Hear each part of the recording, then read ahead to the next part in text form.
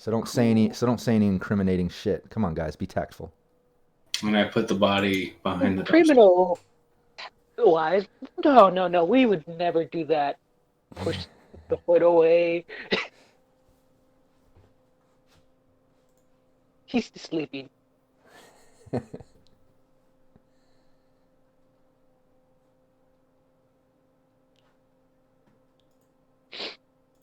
I can't wait to talk to little Timmy again. And that lovely person who gave me a call afterwards. Yeah.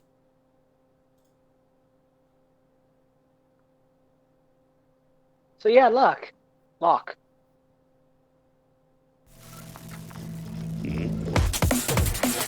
We are apparently we got some business apparently.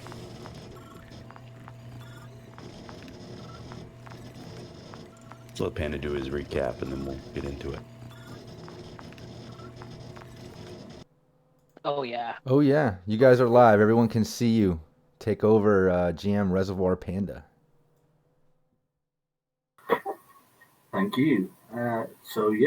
Welcome to the second game in our Choombas campaign on the Cyberpunk Untitled channel. So thanks very much to Rob for sorting this out and all the various sponsors of the Cyberpunk Untitled channel. So make sure you check it out. Consider subscribing to the channel, and there's lots of not just our games, but lots of events going on, regular campaigns, one-shots, things you can get involved with. Check out the Discord, check out the Facebook page. I think if there is social media, then we have some sort of presence on it. So feel free to go have a look. Now, this is actually session 2 of the campaign. Please don't go looking around for session 1 because it was not recorded due to technical difficulties. So in our session 1, we had a couple of our characters. We had Locke and Black Plague. Had a little excursion in order to sort out a personal matter for their landlady, as they currently live in an apartment complex together. And there are some people of certain abilities living together in that living situation. And their landlady, the lovely fixer, Mrs. Hahn, likes having capable people around to help her out. So does either of you guys fancy giving a little recap of what you got up to last time round? Yeah, definitely. Did you want to handle the recap, or do you want one of us to go over it? Or I'm good with either one. I guess we should probably do it because we did do a good amount of fun. Yeah, I actually wasn't here last time. So. Yeah, but of the guys who were here, how do you remember it going from your character's point of view? Well, Mrs. Hahn had asked us to help out with a situation that arisen with Mei Lee, who was a friend of hers, and so we went to assist Mei Lee with recovering a friend of hers, which we later learned was a member of the Triads. I believe it was the Triads, either that or the Yakuza. No, it was the Yakuzas, because Yakuza, yeah. he was the third youngest son to the Yakuza clan, and she was a lieutenant, which Right, they so were not on business wise was the awkward part. Yeah, so she was I think she ran the security detail for them, for the family, and we learned later that they were actually in a romantic relationship on a date or something like that, and he got abducted. So we had to go spring him from some gangers before he ended up being their newest snuff brain dance film that they were going to be putting out. And at the same time, to make sure business and pleasure didn't get fully out in the Yakuza network, I would say it would be. Yeah. And it had to be the poser Scottish. Was it Highlanders gang? Yep. Yeah, Highlander gang. Mm-hmm. Yeah, the Highlanders. Posers. Oh, I hate them. I hate them. So yes, we basically did a little snooping around, found out they were in South Night City. Met little Timmy, who apparently had a rap for being screwed over way too much. Convinced him to actually give us the address and take us there with a little good persuasion of new legs. And yeah, we got there and we pulled the okay, this is our client who has sick interest of gimmicks fetish to get ourselves into it. And how did it ended up like again, Locke? I mean, we basically went in there, blew their brains out, and pulled him out. What are you talking about? Or with little Timmy? Well, little Timmy was still inside the trunk of the armored vehicle, so he was basically safe. But I'm talking about when we went in to get Shiro, what is his name? Yes. You and our lovely Yakuza lieutenant blew the brains out of the two gangers. As I made sure Shiro didn't flip the heck out as I shoved him with an adrenaline rush. Yeah, there was a little bit of violence. It wasn't necessarily your guys' fault. You can't really take the blame there. Mei Lee was a little provoked by the situation that she was put in and the suggestions that were being made about her partner, and may have slightly started things. But you acquitted yourselves well and got out of there relatively clean, it seems. Yep. And all in all, it seems like you had a successful run. I think we went over the rewards that you got out of that. Right. We stole a good amount of the brain dance info and possibly gave it to little Timmy because I don't deal with that junk, and I don't know if Locke is into brain dances of that creepiness. No, it's nothing I'm really interested in, but if Timmy can take it and do something with it, we probably owe him at least that. So, of course, you're into him for some legs, but well, he has to call me back if he wants those legs. I'm willing to guarantee his legs, but he has to give me that call. Oh yeah, you're going to get a call back from Timmy. And there was, in addition to, you guys were paid some money. I think Locke, you picked up a nice, rather odd shotgun along the way. That's right. I did get a shotgun. Yep. Yeah, and then we also had the gear, and I took that out of the amount that I was paid out. I think we each earned $1,500, and then I took the equipment that I borrowed out of that. But I did miss that shotgun, so let me get that there.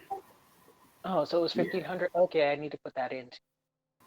Yeah, it was $1,500, and then anything that you wanted to that you borrowed from Mrs. Hahn and wanted to keep hold of, you just paid for that out of that. Didn't need to pay up front for it. Yep. And oh yes, she said that she would owe us a favor, as I probably Indeed. used my So favor to pay for that favor. There is a favor as yet unspecified, and there was also you were both going to be given access to her night market coming up at the end of the month. That's right. Yep. All in all, you did rather well out of that deal. And my color is So- not that favorite for that little Timmy's legs, and depending on what he wants to put in there.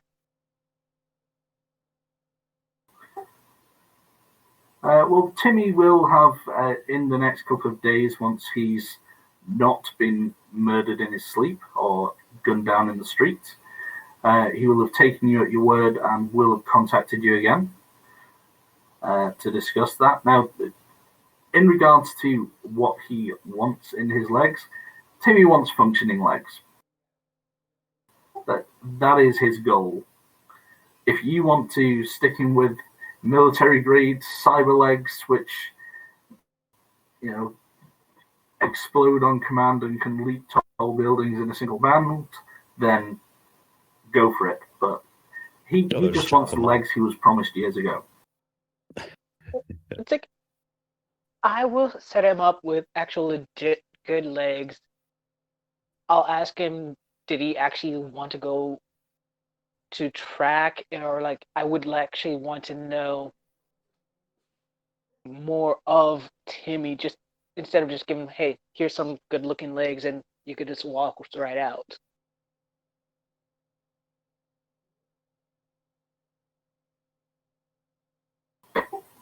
Well, maybe you guys can figure that out. I think we got some new players here, so why don't we say hi to the new people? I know I haven't met everybody here yet. Yes, I'm actually more happy that we have more people with us. And have we met everybody, Panda, yet? Like in game, have we met?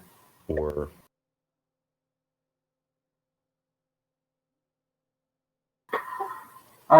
you guys have not met. There's been a general. You'd be aware of this since you've got your ear to the ground lot. You'd be aware that Mrs. Hahn has put some feelers out to fill some of those empty apartments.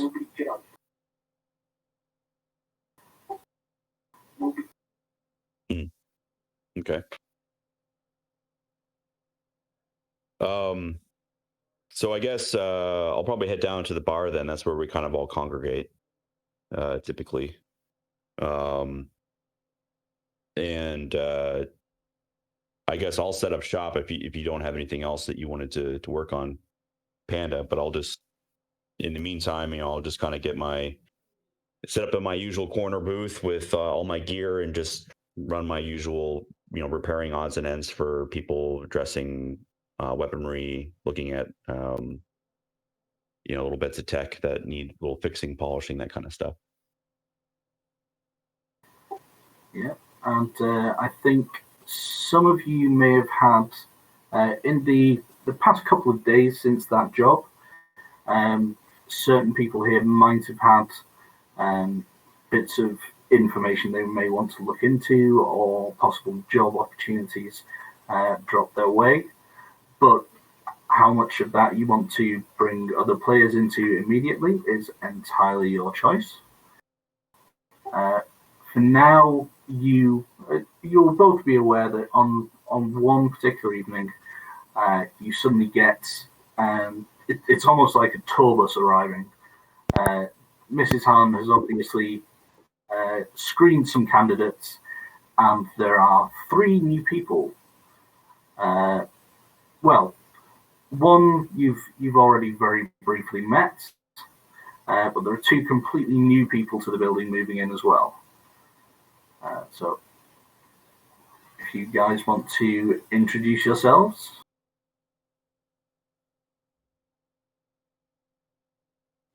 So, my character's name is Hijack. He's a net runner. That's all I'll go into for now. He seems pretty shifty coming off the bus.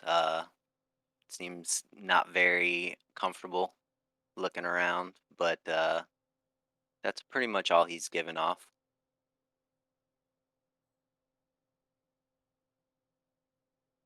All right. All right. Well, my character, you guys see him coming through the front door. He's come completely dirty, covered in mud. He's got a duffel bag kind of on his shoulder. It seems pretty packed to the brim, and he just kind of, I guess, walks past y'all, stinking, smelling, and I guess gets his key and goes to his room.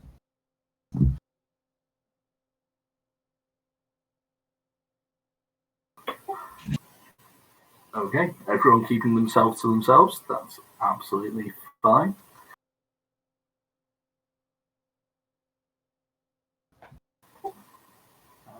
And if you just want to give descriptions of your characters, Forge and Trauma, if you're, as you pass through the lobby or in the corridor or whatever. Oh yeah.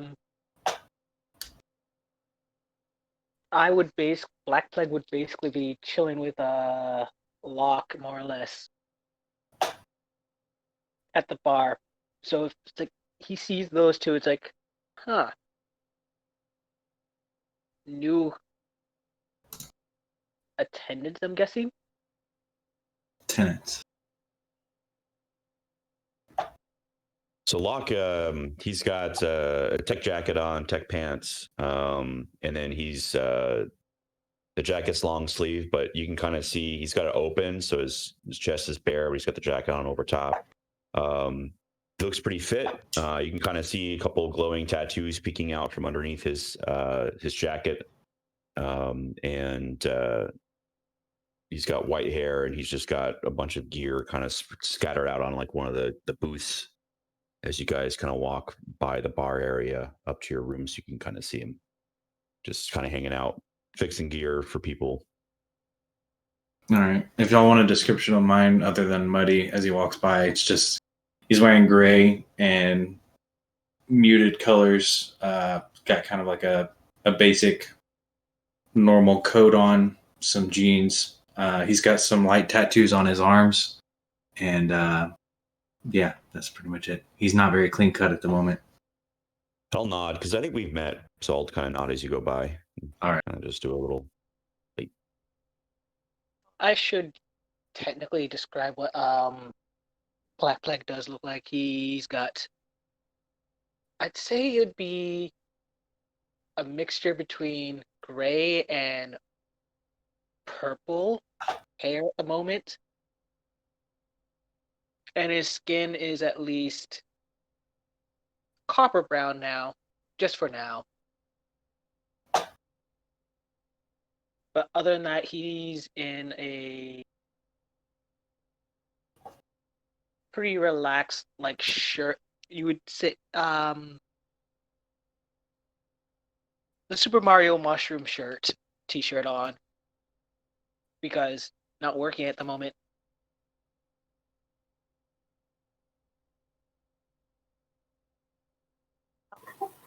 Okay, fair enough.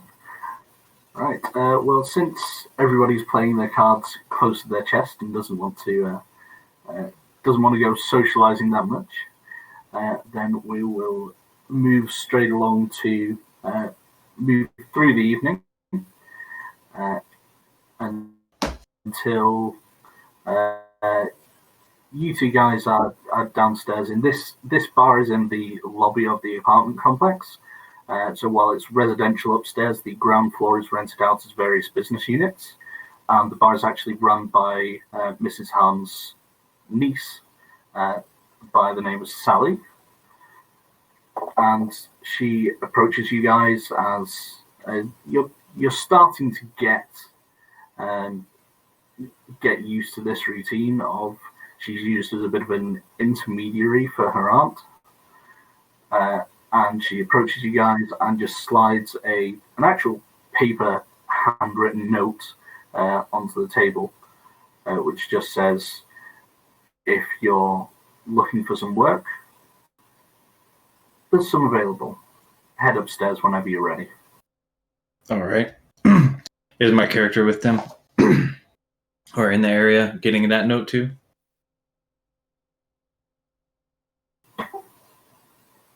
If you want to be down there, then you absolutely can be. If not, if you've those who've gone to their rooms separately will have something either pinged to their agent or just a note passed under the door. Okay, I'm gonna then no. say, by the time that they're like arriving, they'll actually see Hijack kind of just waiting there, trying to figure out what this job is, and they'll get a better look at him there. Mostly just, you guys notice he's got a hoodie and some gray dyed shaggy hair poking out, and the most notable feature is some mirror shades that are, or they're actually goggles, and they seem to be changing colors. Nice. No real pattern to them. So Go on. Black Plague is gonna basically say when Sally comes, brings that note. It's like, thanks, Sally. Is it possible I can get 3 more beers to go with me? She says sure, and goes and gets them. Do you want them open or not? Not. I'll even, if it's all right, can I have the bottle opener as well? You don't need a bottle She opener. gives you a slightly weird look. It's like you're the only person in the world who doesn't own a bottle opener, but says sure and passes you one. If you prefer, I could use my gun. But And you have a cyber eye, you can just kind of, right? to be honest, he's wearing shades, so If you need you a would know bottle that he has a opener, you cyber can have eye. one tonight. I got stuff in my bag, Maddie. Thanks, Black. Locke. Yeah. So, Black Plague will come to the meeting place with let's say that he comes in as the last person, I guess. Does Black Plague see the other 3 people that are newer? Yeah, we're going to presume, just for the sake of expediency, unless anyone wants to tell me otherwise, that you all congregate in the sort of communal living area upstairs. You can just say that the lady was just like passing notes under doors and like on people's tables, just like kept walking. And then everyone's like, yeah, let's go. Well, yeah, Black Plague's gonna basically, since the 3 new people was like, hey, how you doing, guys? Here's a beer, here's a beer, here's a beer. All right. Well, I appreciate that. He just kind of sips it once and then puts it down. Hey, you got a bottle opener? Yep, that's what Oh, weren't they open already? Nope. The bag. Oh. It's like, he brought the beer, he made sure they weren't open, because if a random person just came up to you with an open beer, it's usually spiked or it's very suspicious. All right. So at least it's Hey, sealed. if I don't trust you with an open bottle, I don't trust you with a closed one either, but never mind. Yeah, you managed to distribute the beers and win the hearts and minds all across the floor. There is a round of applause. So you guys gather in the communal area, and Mrs. Hahn comes in a short while after.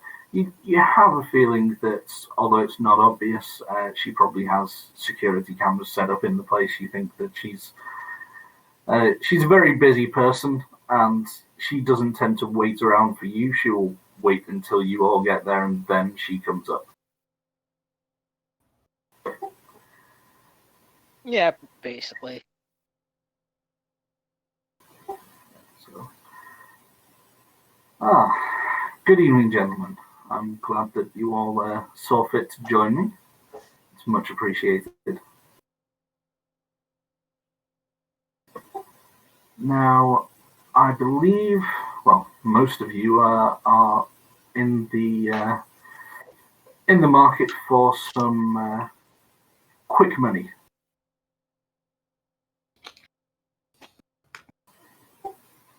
I will It's take your okay. silence as a yes. I always do with a little extra scratch, so I suppose that You know me, it's always Miss welcome. Han. I'm always willing to work. Good, good. That's what I like to hear. Now, I have a small proposal from, I won't say friend, but an acquaintance who's recently lost track of some property. He needs this property to be recovered, and he needs to make sure that anything which happens related to it doesn't come back to him or his employer.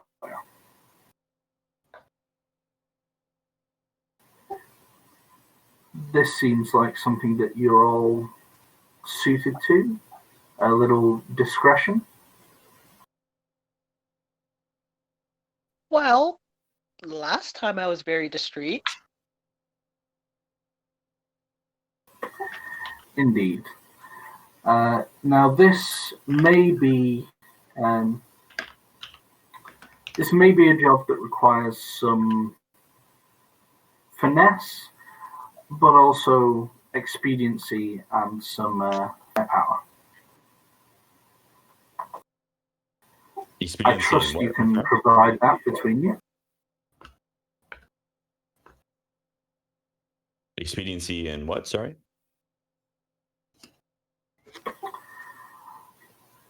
Expediency, discretion, and firepower. Sure, but I might need some more information on exactly what we're going to be looking for. Absolutely. So, Mr. Jones, let's call him, belongs to a company who are looking to branch out. They're looking to increase the efficiency of their combat drones. They currently have a small market share in that area, but they believe they've been making some great strides and are expecting to put out a new product which will gain them a solid footing in the market.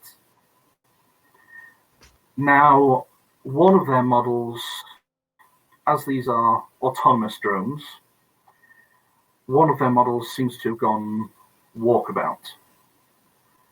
They don't know whether this is a malfunction, whether it's sabotage of some kind, but it can't be allowed to go badly. The model is armed, I'm led to believe, and therefore whatever it has disappeared for could have potentially disastrous PR consequences. Oh, so this is Whether a it's legit malfunction or manhunt. sabotage. Go ahead. So this one's a legit manhunt. Well, manhunt may be a misnomer. As I say, this is a drone. So it may be something slightly different to what you're used to. However, it is of utmost importance that this item be recovered, potentially in working order, although that is not the priority. The priority is preventing collateral damage and anything being linked back to the company.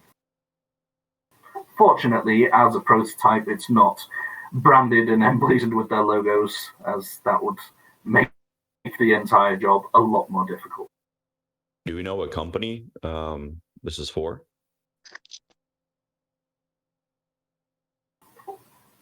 I do. Unless it becomes absolutely imperative, then your employer would prefer not to reveal that information. I just want to know who I'm working for, so in case we run into any of their own agents, because I'm guessing we're not the only people who are going to be looking for this thing. So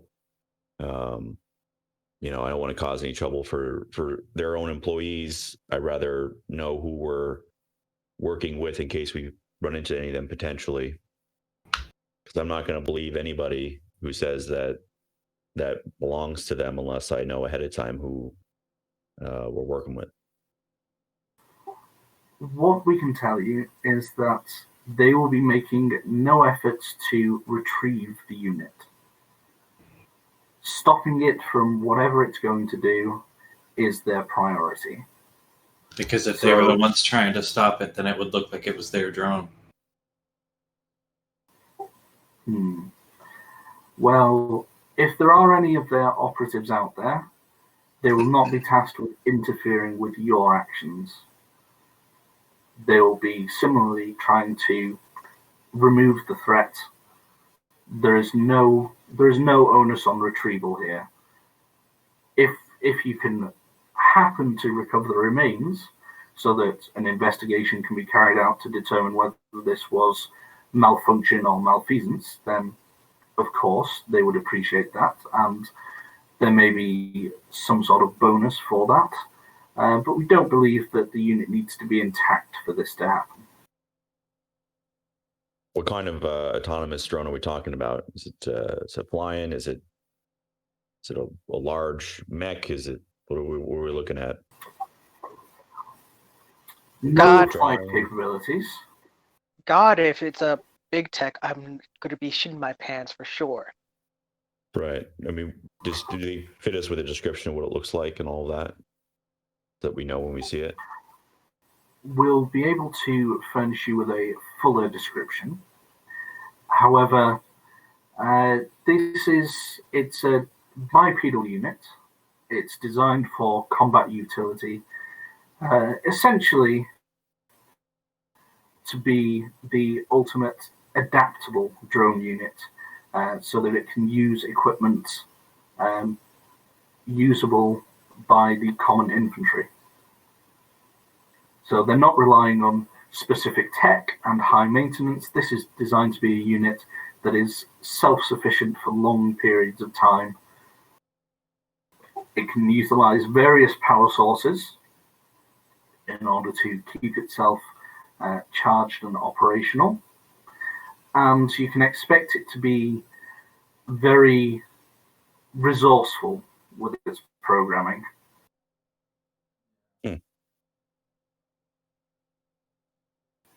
It is very obviously non-human in appearance. This is not an anthrodrone.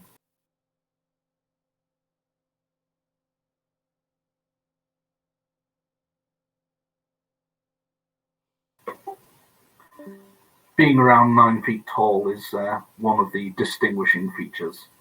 Oh boy, it's a big boy.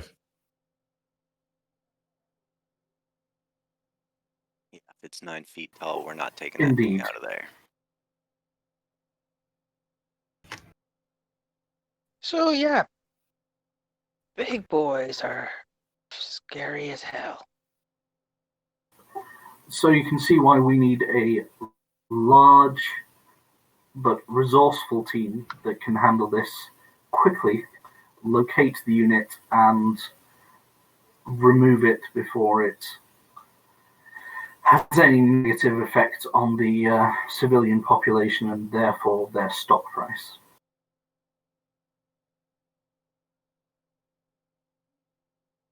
God forbid that happens.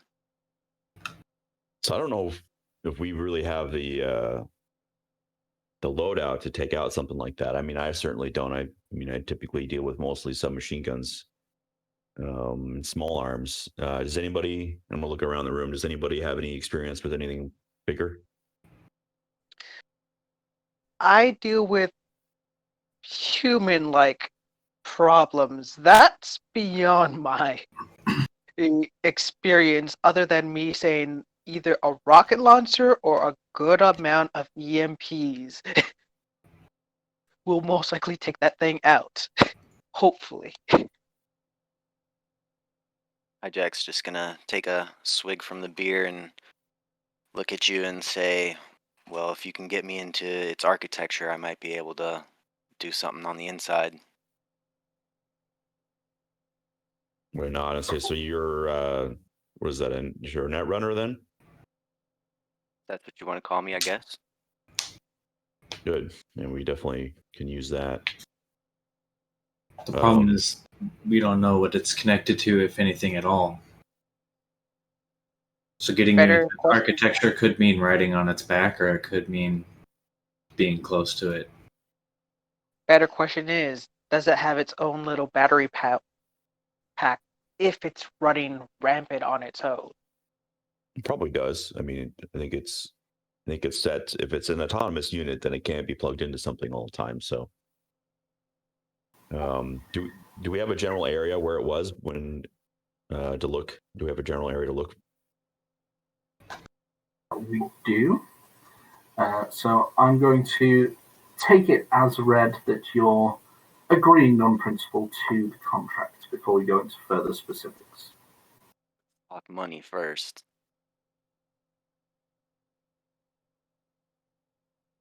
Man after my own heart.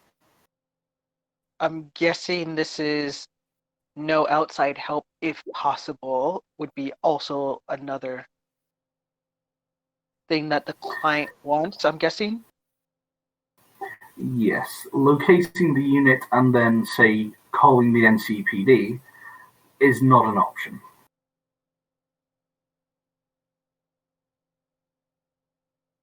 Okay. But for this, as we are aware there are some difficulties, you will be paid a rather reasonable rate compared to your standards. So the offered remuneration is 1,200 per person.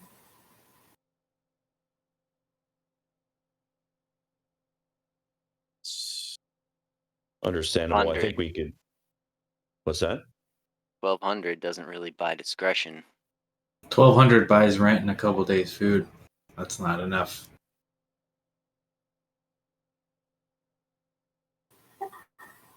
We're talking a few back hours to work. watch it. A few hours work could turn her in a few days work pretty easy. If it turns into a few days' work, then quite frankly, you have failed at that point, and you will be paid a nominal fee for your attempts, and the company will take over because this can only remain under wraps for so long. We expect this resolved ideally tonight. I think that I'm personally- your employers might worry a little bit more about their stock prices than a couple eddies. I'm going to try and persuade here, if that's possible. Go for it. Make your roll. All right, let me find it here.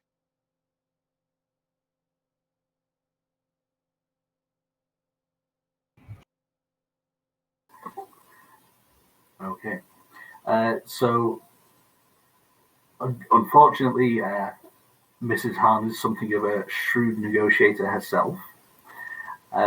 So while she's not necessarily willing to move on the price point, if you have any other suggestions as to things which may make you more amenable to the agreement, she's open to other sorts of negotiation. Comp our rent. Okay, Miss Khan. You know how I am. I would never really want to try to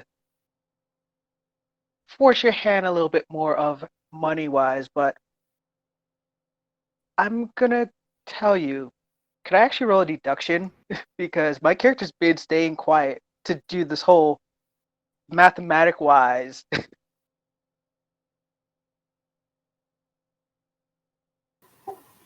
Okay. What do you want to try and deduce?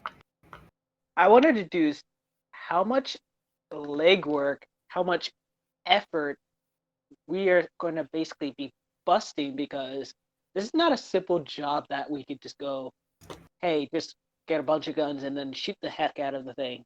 Well, we actually could do that. True, That is basically what she's suggesting. Essentially, the job comes down to they don't care that much about it being completely quiet.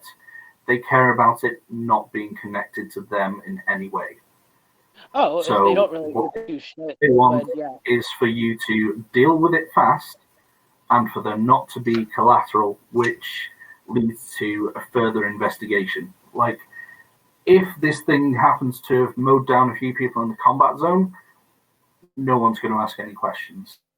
If it's in the university district and it's raising hell, then that's the point where there are going to be further investigations that they have a hard time covering up.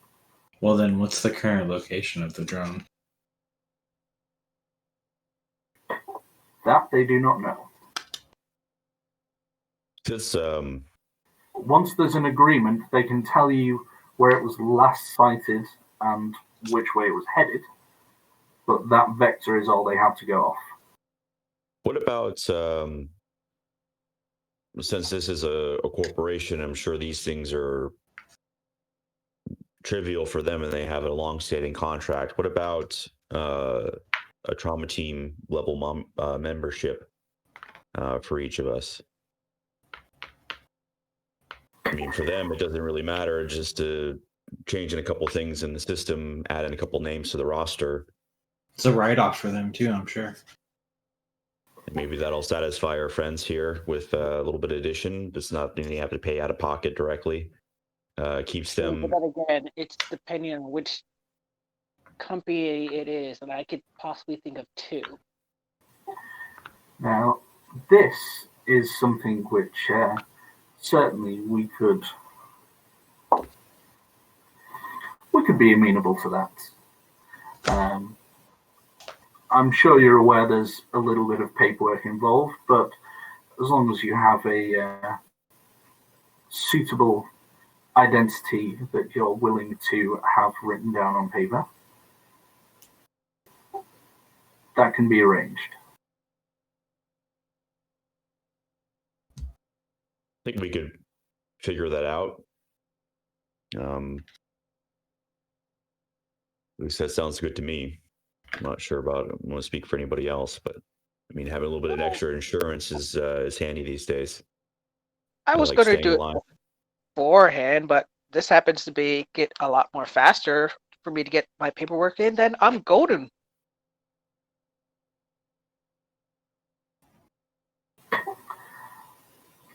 I take it we're all in agreement then, and we can move on to the specifics. Yep.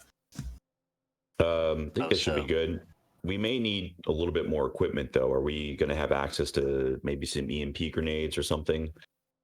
I know I don't like to rely on your stash, Mrs. Hahn, but just fortunately, some of these jobs here we're not really equipped to deal with. Maybe we need to start thinking about facilitating some sort of armory if we're going to be taking on these jobs regularly. Those, unfortunately, aren't something I keep to hand. I could make inquiries.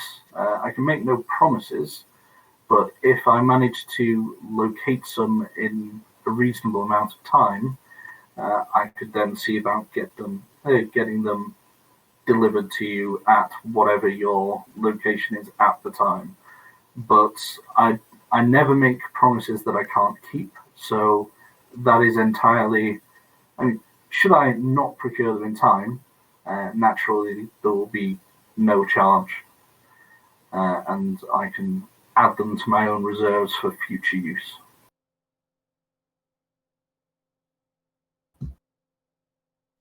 That makes sense. Oh, Miss Hahn, odd question.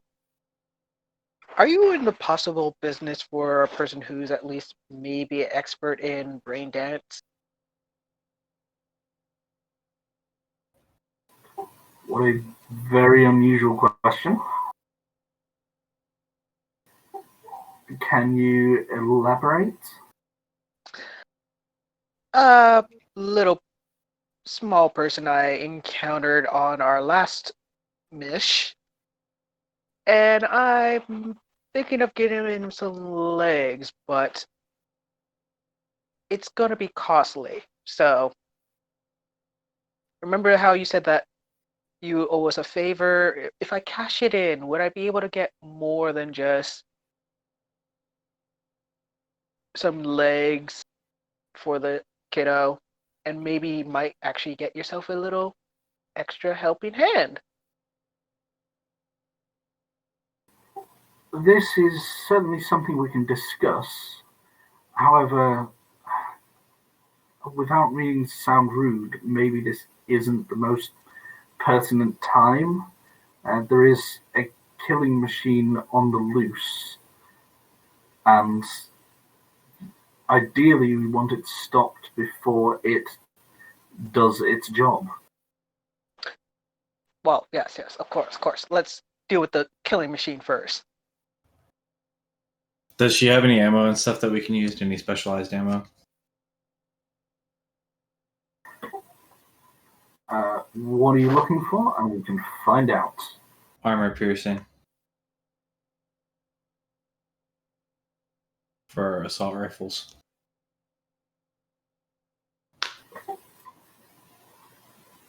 She has some AP rounds for pistol calibers, up to SMGs. She does not for assault rifles or sniper rifles, unfortunately. Alright, we'll just have to make it do. So I'm gonna give her 300 eddies, and I'm just gonna say, just to sweeten the pot for those grenades. Maybe we can call a couple extra people, see if we can get those moving. And I said this, I'm assuming this is part of the expenses, so if I don't get it back, that's fine. But I'd like you to try to pull those in for us if you can, and maybe this will help you grease a couple more wheels. Much as I appreciate the gesture, I do understand the reason that you've requested those particular items. So any extra monetary costs will be absorbed by myself. There's no need to help, but it's appreciated. Do you have a vehicle? I think we need to get a big van to carry all of us. I was going to call somebody that I knew and see if they might have a recommendation for us.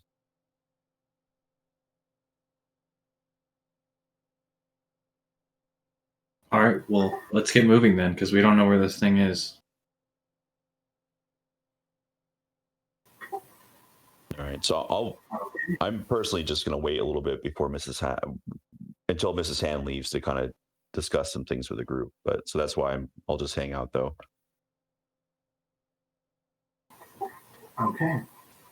Well, before she leaves, she will tell you that as you've reached an agreement now, she can give you more specifics. The drone in question, although humanoid in shape, is not humanoid in appearance. It doesn't have any attempts to look humanoid. It's simply bipedal and two-armed so that it can make use of general equipment. It's designed to be a very adaptable combat machine, but it is it's externally very obviously, it's pretty much picture the Terminator skeleton, and that's what you're looking at. Okay. She will inform you that it's not currently, although it was armed, it wasn't carrying any particular prototype weaponry or shielding or anything like that. So it should be, well, it's maybe tougher than your average person to take down. Small arms should be capable of doing it. And let me just move you all over to the map, actually, so you can see before I tell you where it was last seen.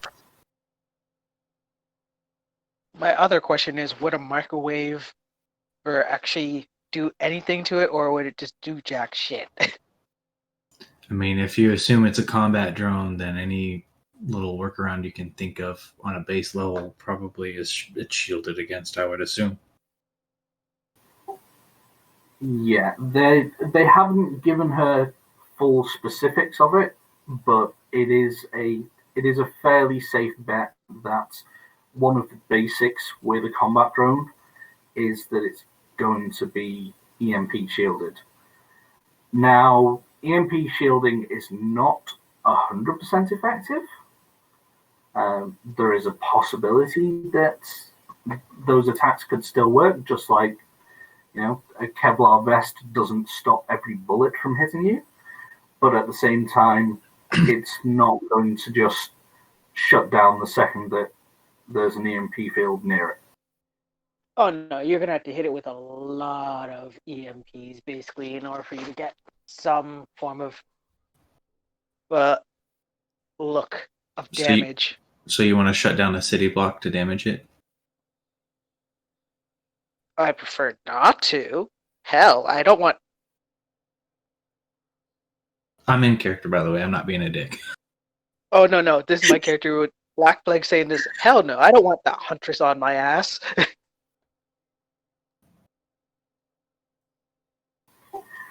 So, now that there's an agreement, you should be able to all see the map in Roll20. Yep. Yes. I think Yep. right to the right page. So the reason, one of the reasons that this thing was able to be tested in the city with what they thought was of relative safety is that it was being tested in the hot zone. So if you want, drones can operate without much interference from outside agencies, then that's a good place to go. The hot zone or the combat zone? Are those two different things? The hot zone, the most radiated area of all spots. Oh. Yeah, the hot zone is, if you see where the old Corp Center is and the devastation that's marked on the map around there. Yeah.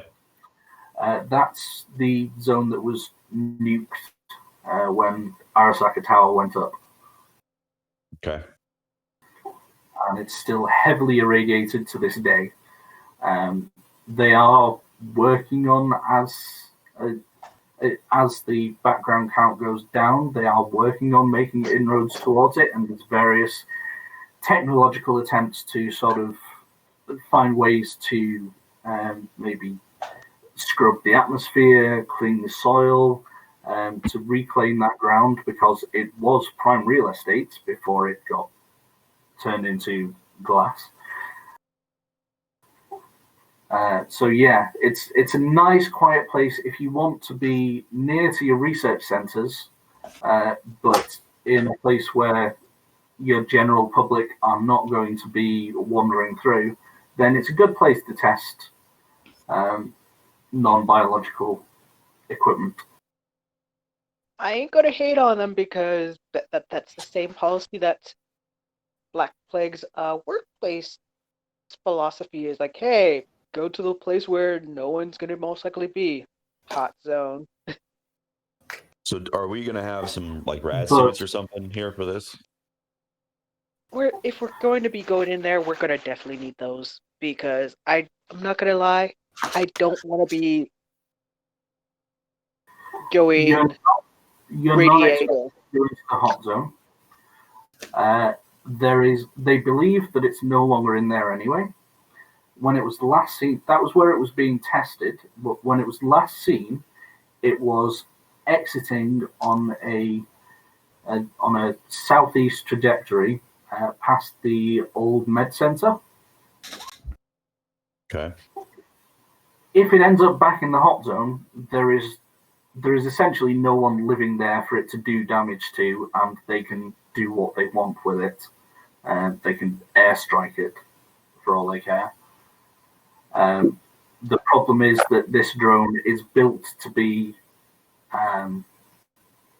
although it doesn't blend in with people, it's built to survive in hostile terrain, so it knows how to hide itself, it knows how to evade capture, it knows how to find places where it'll be able to recharge, because it does have power cells, but they only last for a finite amount of time.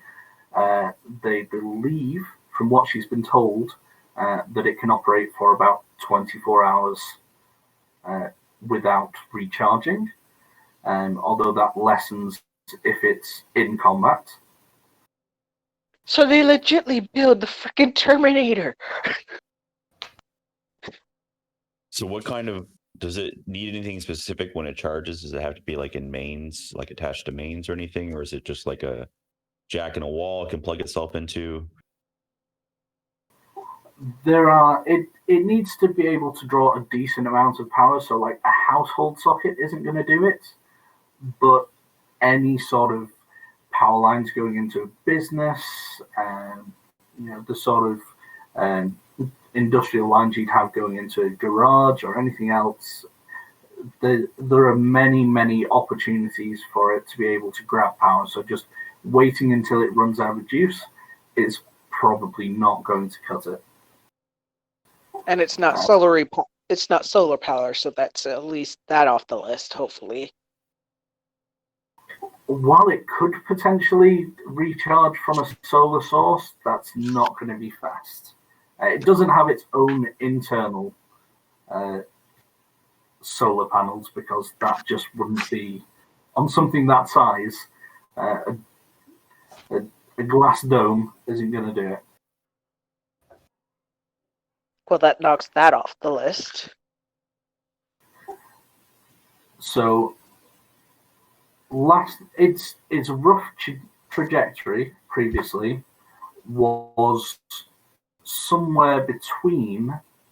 It looked to be heading somewhere between Old Japantown and Little China. Okay. Whether that actually means that's where it's ended up is anyone's guess, because the thing will, by definition, not follow a straight path. It will try to evade, assuming it's operating under its combat parameters and programming, it will try to evade anyone pursuing it. Does Miss Han have any connections in Little China or Old Japantown? She's already checked, and there are no reports of mass shootings or anything. I just wanted to know so that she could let whoever's in charge there know that we're coming through. I might know somebody, but that would involve outside help. That's certainly something that Mrs. Han can do for you. She can make the proper introductions. I mean, it's not going to give you carte blanche through there, but it can certainly pave the way and make things a lot easier for you. If she will happily get in touch with her contacts and let them know your rough description, and that you're on business from her and have no intention of interfering with any local business. It's in fact let's call it a public safety exercise. Oh, we could always actually no, it depends. I doubt that I think she would be busy. Yeah, I think Mylene would be busy.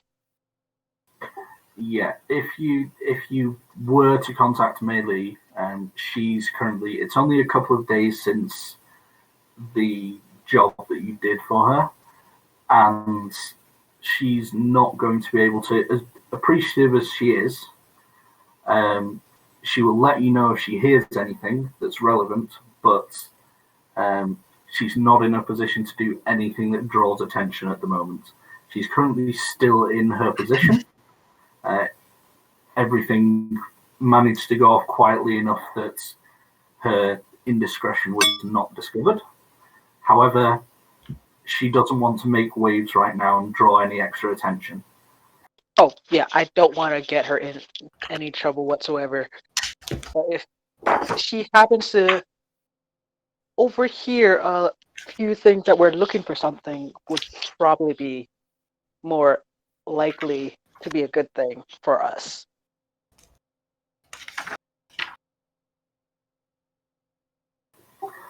Yeah, she will keep an ear out, and exactly the same with Mrs. Harm's contacts as well. If they get any information that seems to fall into the vague realms of what she's telling them, essentially, if people start hearing of mass killings springing up somewhere, then they'll give you a shout because it may be connected to what you're looking for. And Black Plague really does not want to call Huntress because if he calls her, and that's usually a bad thing. So is the red areas on the map, are those combat zones?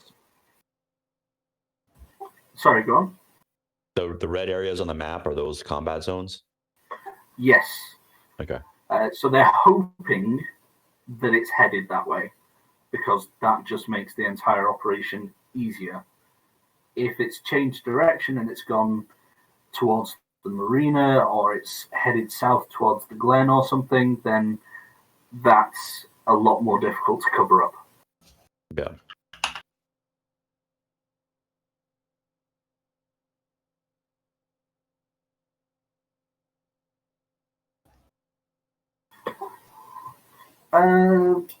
Plague, give me a deduction check.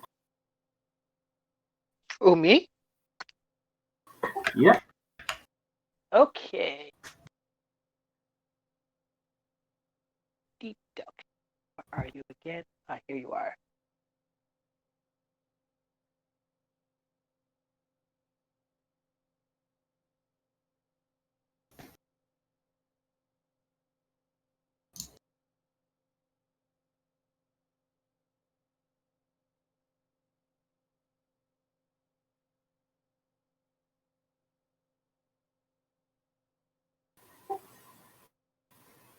Have you done it? I'm not seeing anything yet. Oh, great. It froze again. Hang on a second. I'm going to test a macro real quick. Feel free to ignore it.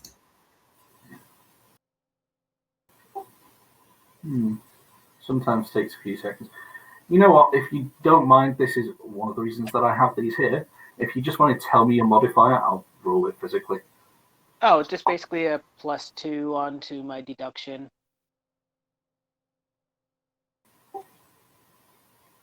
Okay, +2 on top of what? It would be intelligence, I believe. Yes. So my intelligence. Oh, hang on. It's just come through anyway. Oh, sweet. Okay, with that, because you mentioned Huntress, it occurs to you that while she may not have information for you, she did recently do you a very nice favor, and she might appreciate a bit of a heads up, because this is exactly the sort of thing which, while if she's not getting it through official channels, she's probably not going to do anything to stop it. She may well want to be prepared for it. The corps have things everywhere, and knowing that there could be potential fallout is useful to her in her position. Well, yes, I'll give her vague information so she's prepared for it, but not enough that it's like, I'm telling you this is going to actually happen, of watch out. I'm basically covering her butt and mine for the purpose of this. Yeah, she accepts she's quite used to the vagueness that goes with your contrasting professions, and she takes it as a hint that she will make sure that she and anyone that she works with maybe stays clear of that area for a while, just so that they don't run up against you or end up dealing with something that they'd rather not face if you can be paid to do it and they don't have to. Yep.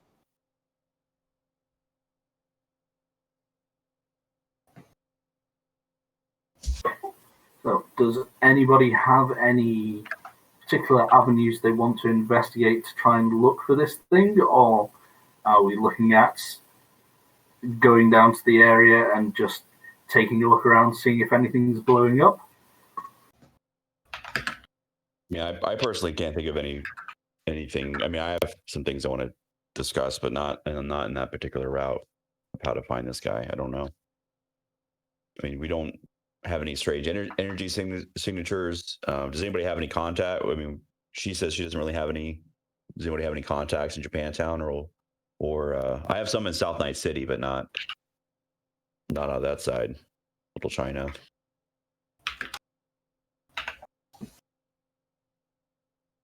I did with Huntress, and that's the only one I at least know in that general area. Can I guess for shits and giggles, can he check his agent and just go on like ZTube or whatever it is and see if there's any like hits on like, oh, strange robots running amok? That's a good idea. Absolutely. Give me a library search. All right. 1 second. And you probably included it already, but you get a +2 for doing that on your agent. Oh, there we go, 24. Nice. Right. You come almost within 30 seconds of starting to search. You come across on the garden, which is sort of the Night City's little social media space. As each area now, with the world being broken up in terms of connectivity, has its own sort of local, almost neighborhood social medias.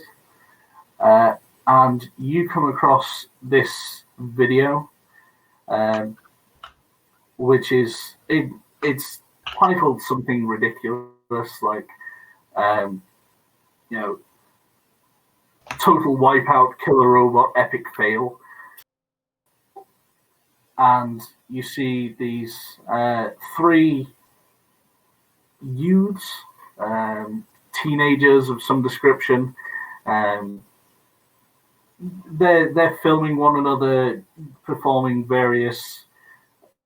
varying degrees of skill of skateboarding tricks, and they're not the greatest, but they're trying. And then one of them goes down a rail on a set of steps and crashes at the bottom.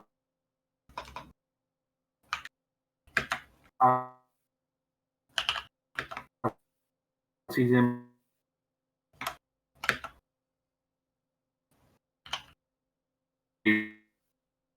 We're losing you. Yeah, just give him a second and he'll. While we're waiting, Hijack will just be like, hey guys, I found this video. I don't know if you guys want to check it out or not. He is We'll check it out. midair, and this Hey, Panda, hold on for a second, man. skeletal titanium hand.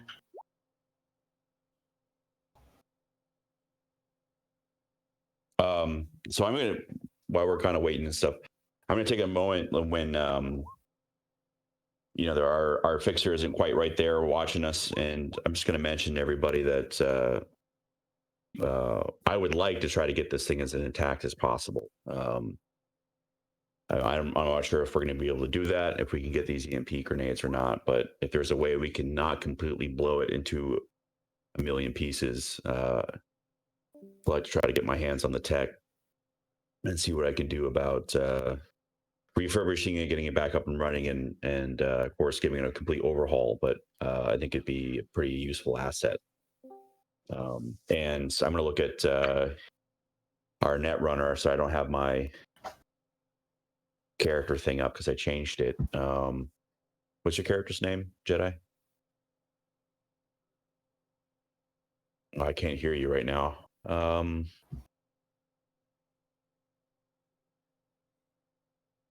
Hold on a second here. Am I muted?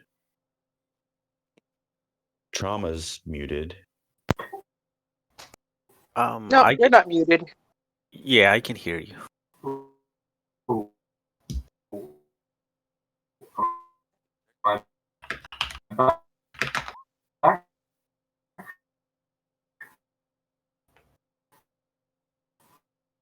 Oh.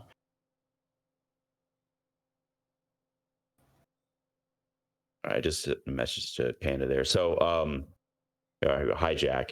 Can you hear me, Hijack? Am I here? Was that just me dropping out?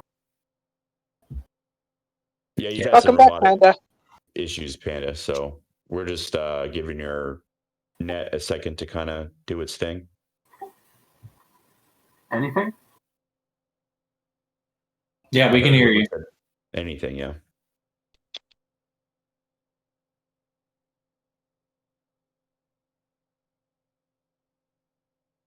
Joys of technology.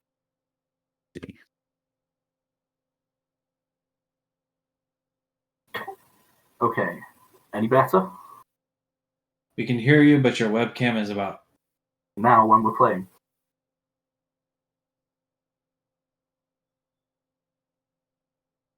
Hello? Yeah. Hey. So I just thought it looks like he's resetting stuff. Oh, yep. Can see you moving. Right. Okay, that looks.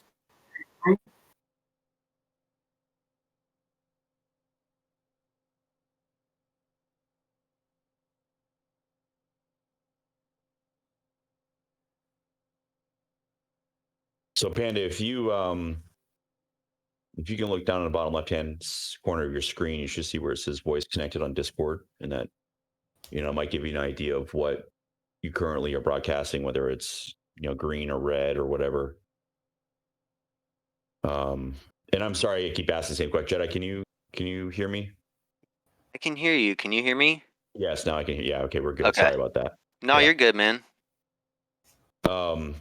So yeah, so I just look at your character and say, yeah. So I mean, I think your particular skill set might come handy in this. I don't really understand a lot of how what you do works. I typically hire people, to kind of help with that when it comes up. At least I can handle the machinery, but when it comes to more any kind of interface type stuff, I usually have people help out with that. So hopefully, this might be something you can give me a hand with. So, but not gonna lie, I'm not really a combat guy, so you guys are gonna have to watch my ass. I can go with him. Cool, I yeah, could hopefully we'll all- basically keep you guys alive. That's I could promise. Yeah, Yeah, I I want mean, you I to can- stick next to me. Uh-oh, I'm in the GM spot now on the stream. Oh, this is not supposed to happen. Guess I'm running the game now, boys. All right. right. Oh, Crocs fall, the party dies. Eddie's for Yeah. everyone, first off. Yeah, that's right. 1,200 eddies? Nah, man.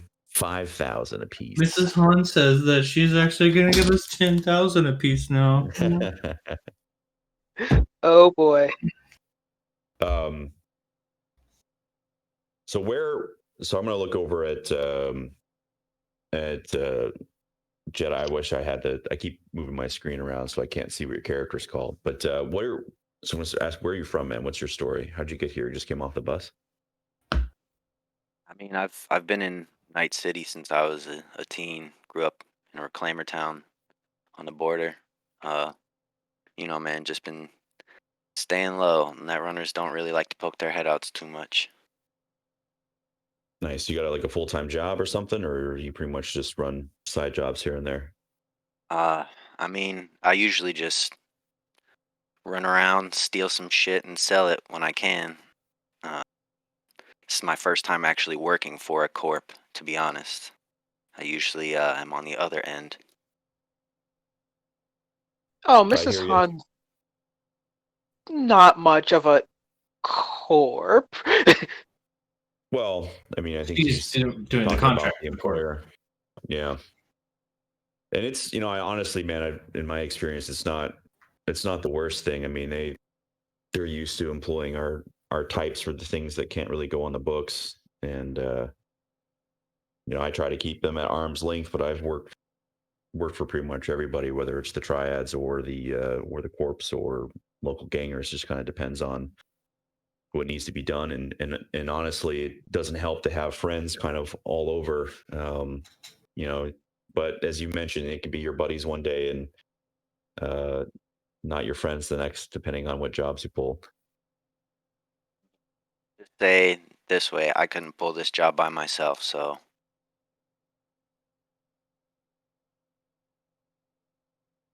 it should be a lucrative partnership. Would be good. Well, I could definitely use the eddies, and not to mention that tech if we can get our hands on it. There's a night market that we have coming up at the end of the month. After we get this job done, you might be able to talk to Mrs. Han about getting you admitted, which might help if you're looking for any kind of specific gear or tech that can help you out in future runs. Most certainly. I mean, right now I'm rocking some old Kevlar. I've been keeping my eye on a body weight suit for a while now. I think that might help. I'm sure she'll probably have some of that. So Scrag, what's your I think we missed you last time, but you can drive, right? My character cannot drive. They don't have cars where he's from. Okay. Out of character, are you a nomad? Is that your? No, it's a solo. Oh, okay. Oh, Yeah, I'm the nomad. Who's the nomad? Ramius. Ramius. Salvo. My Okay. character name. Yeah, I can get us from point A to point B. Just tell me where you need to go.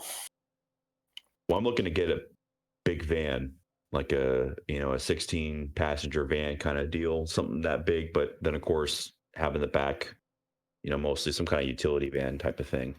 Yeah, so we can load us parts. That's right. well, something that's armored would probably be good. Well, my response to that would be they're only willing to pay us $1,200 a head. You really think they're going to spring for an armored van? No, armored van, no, but I might be able to get something. I'll have to talk to some of my buddies. We got different cars, and right now I'm using one of our family's bikes, but we kind of trade stuff around and might be able to get something different. Yeah, if you can get a truck, even something we can cover up with a tarp. How about like an RV? Only thing about the RV RV, could I work. don't know I don't know how if it's got to have big doors on it or something. I think if we want to load this thing in there, that's why I was thinking on the van. It's because it's got those double doors to open up, or maybe a work van for an electric company. Yeah, something like that would even be fine. And I was thinking about, I got a guy, Travis, who's a driver, which we don't particularly need that skill set, but he does have armored vehicles, and so I don't know if we could maybe either rent something from him, or maybe he would know where we could rent one if you can't turn one up. Okay. Oh yeah, we could call up Travis. Yeah, because I don't think we need his driving services now that we have somebody who can drive, but maybe he might have some resources, or at least know somewhere we can find something like that.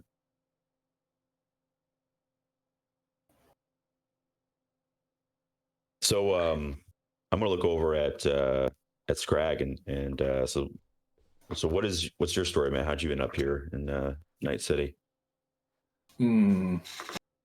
Parents were born in Turkey, and then they moved before the war, and then they sent me over here to help earn money for the family. Okay, so you're sending a lot of stuff back then, huh? Yeah. I can understand why then maybe not having enough is why you need a little bit more money coming in. I'm actually from Hong Kong myself. Ended up here not too long ago, a few weeks ago, trying to get my bearings still, but it's been a little bit of ways. I'm not familiar too much with Turkey though. Why Night City? Why not someplace in Europe or If you need money quickly, and the best place to get money is the most dangerous place because there's the most people, that's where you go. Yeah, that's usually how it works. Born and raised in Night City, and yeah, Especially took in by oh, sorry, go a ahead. group of people and got some education. And I'm a basically well-trained doctor.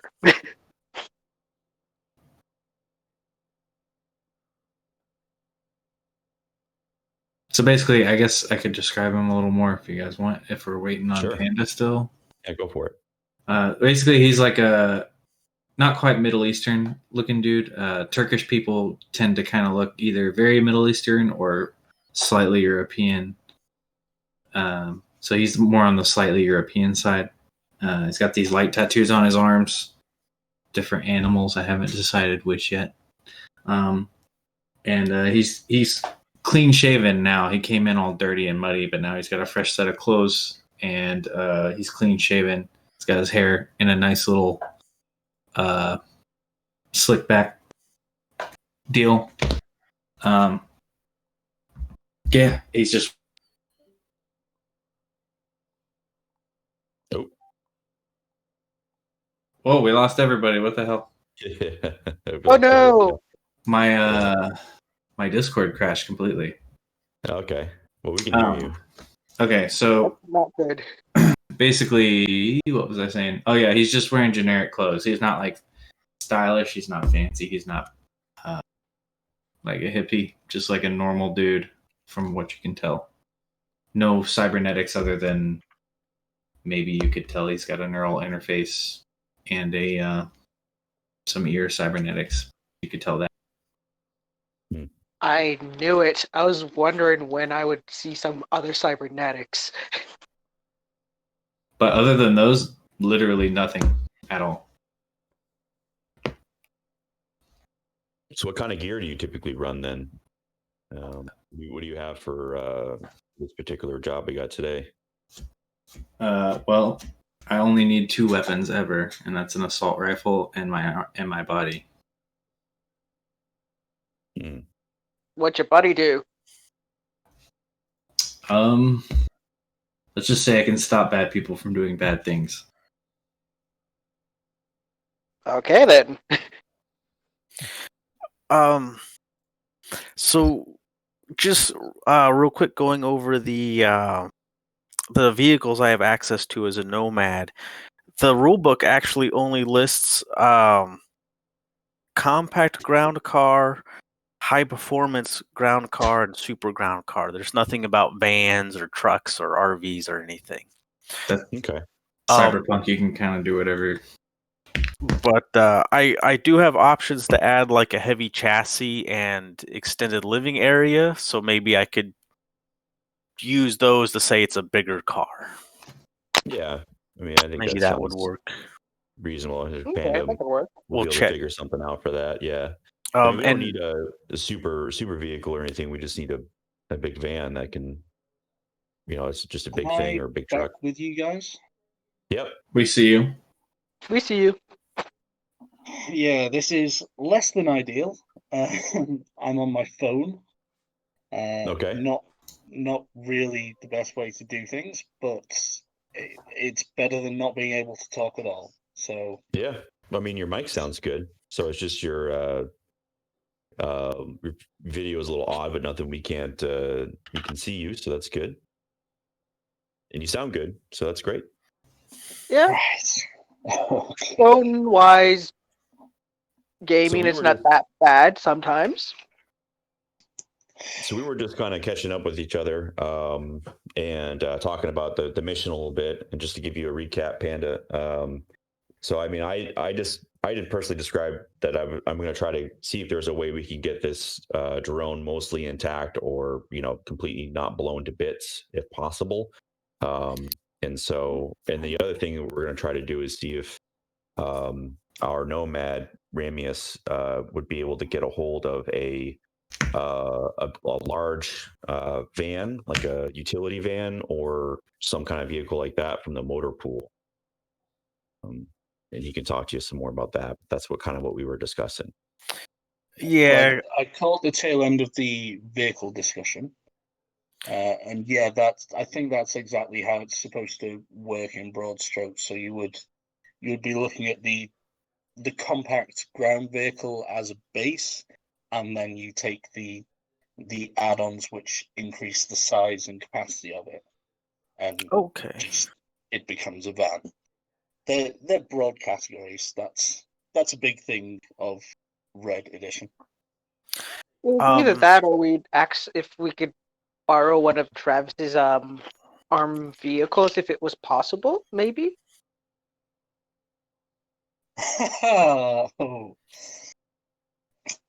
Travis gave you a business card. Yeah, we talked about the possibility of calling him. I mean, we don't really particularly need his driving services. Speaking of that, but it's like we wouldn't want to use him per se. Yeah, but if we can cover. Yeah, and unless you have serious collateral, Travis, like he liked you guys. You seemed relatively professional in the one occasion that you've done business. He's not just going to hand over one of his vehicles. Yeah, it was more like, just I would assume that he has, he buys motor pool, his cars from somebody, his mechanics, that kind of thing, and finding a vehicle somewhere that's suitable if our nomad wasn't able to furnish one. It sounds like he may be able to, but it was not using one of his specific vehicles, but just seeing if he knew where we could rent a decent van or something like that for this particular job. Yeah. Travis could definitely help you source a vehicle. But at the same time, your nomad, I mean, it's the nomad pool. I think you sort of predefine what you have access to. But you're more than welcome, if you've not already sorted that out, to say it includes a decent capacity van. Oh yeah, I mean the rules just they say you can just kind of call up your nomad buddies, and if you're not too far from them, then they can typically have a car ready for you by like the next morning, is all it says. Oh, so you can sort of chop and change it a bit like the solo ability, where you can change it each time you use it. Yeah, there is a 500 EB fee if it gets damaged or destroyed. Let's see. No, damaged. So if it gets damaged, then I'm expected to pay 500 to my nomad family to help cover the cost of getting it fixed. I can fix it though. I mean, a mechanic. So. Oh, okay, cool. Yeah. And basically, if they really, really are very not happy that you destroyed it, it's like, here's the 500. We own it now.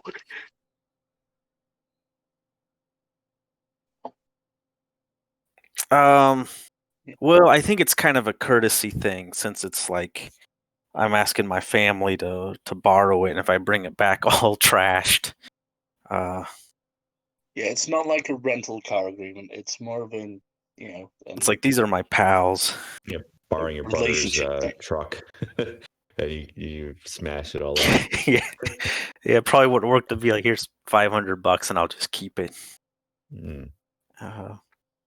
But we have a tech, so we should be good. I'm just going through the upgrades. So yeah, ground car, heavy chassis, housing capacity. That would be about like a van. Yeah. And then I've got 2 more points I can spend on it. So I don't want to also take over your vehicle. Like, if you already had a vehicle in mind, is this going to keep you from having your other vehicle, or can you just like swap it out for? I can just swap them out. I'm not too worried about it. Lore-wise, I'm used to driving big trucks across the Southwest, Oh, but great. some stuff happened with my family, so I've been kind of laying low away from them. My character's a little bit hot-headed, and they've kind of said, "Hey, you need to take some time off." So they gave me like a motorbike to get around Night City with. So I'm not like totally wedded to my bike or anything. Cool. So you guys can source a vehicle. And there was a question while I was having my issues about attempting to pull the geotag from the video. And don't necessarily need to. It's quite easy to, from the buildings that you can see in the background.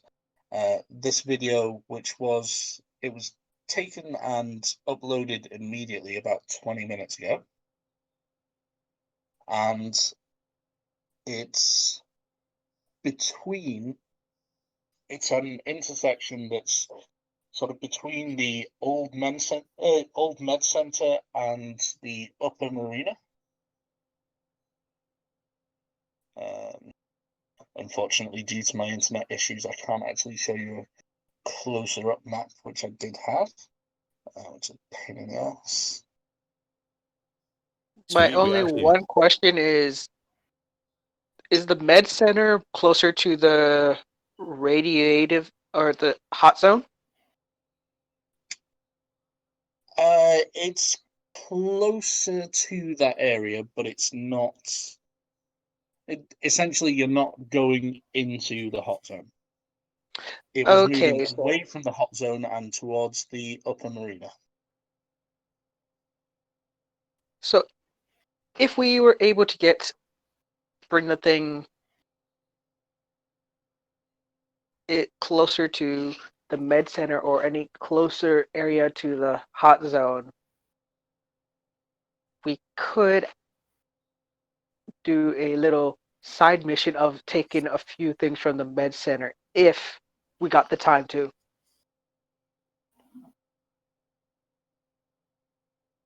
Say we worry about this drone first.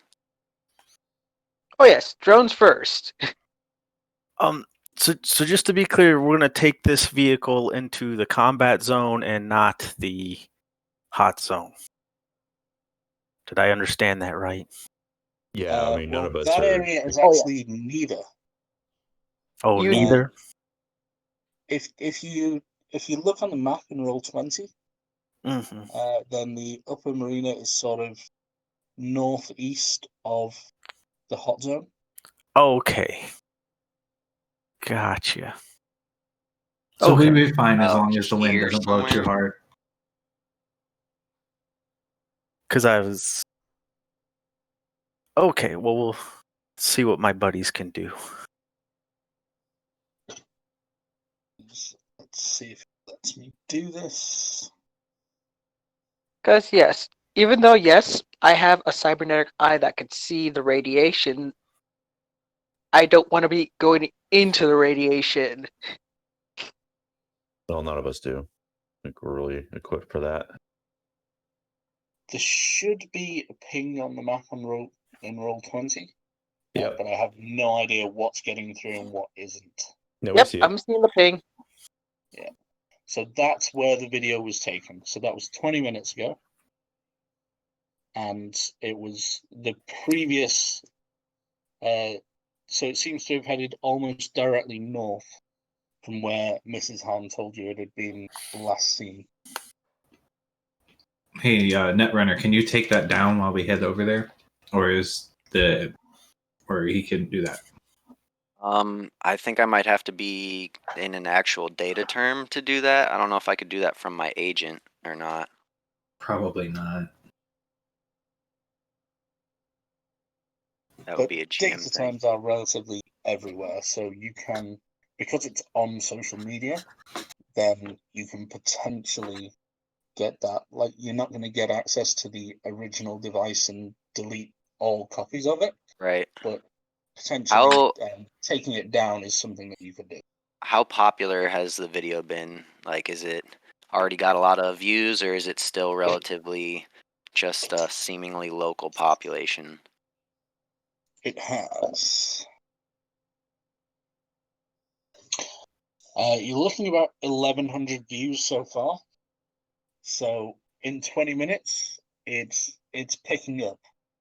Because this, I don't know how much you guys heard of the description, but this kid goes down the rail, is midair when this robot steps around the corner, and he would crash into it, but its arm shoots up and basically catches him by the jugular, and then just crushes and drops his dead body on the ground. Oh boy. Well, But his shit, friend there's still the first uploaded the video, casualty. so good mates. Good friend right there. Hey, Oh, yeah. he went out with style. I can't hate him for that. You notice that this has got far more views than anything else that they've ever posted. So clearly, he died doing something worthy for his shit. friends. He flatlined for style.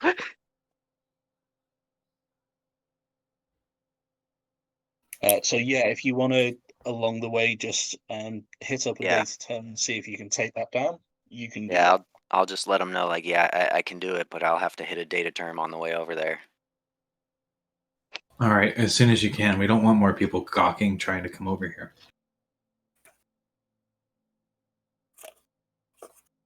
So I think we're pretty much ready. Besides, procuring the vehicle and all that, I think at least I am anyway. I've talked to the party about the drone, and we can't really get any more gear. So I guess I don't really have anything else that I need to do before we go.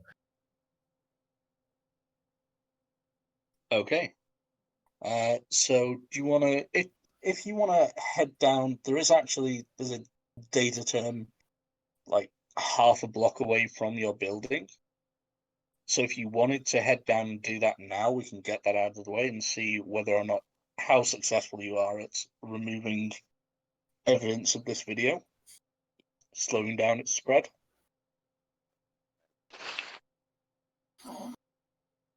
Other than that, does Black Plague get a call from a huntress after possibly might getting this feed, or no? Nope, no calls. Okay, good.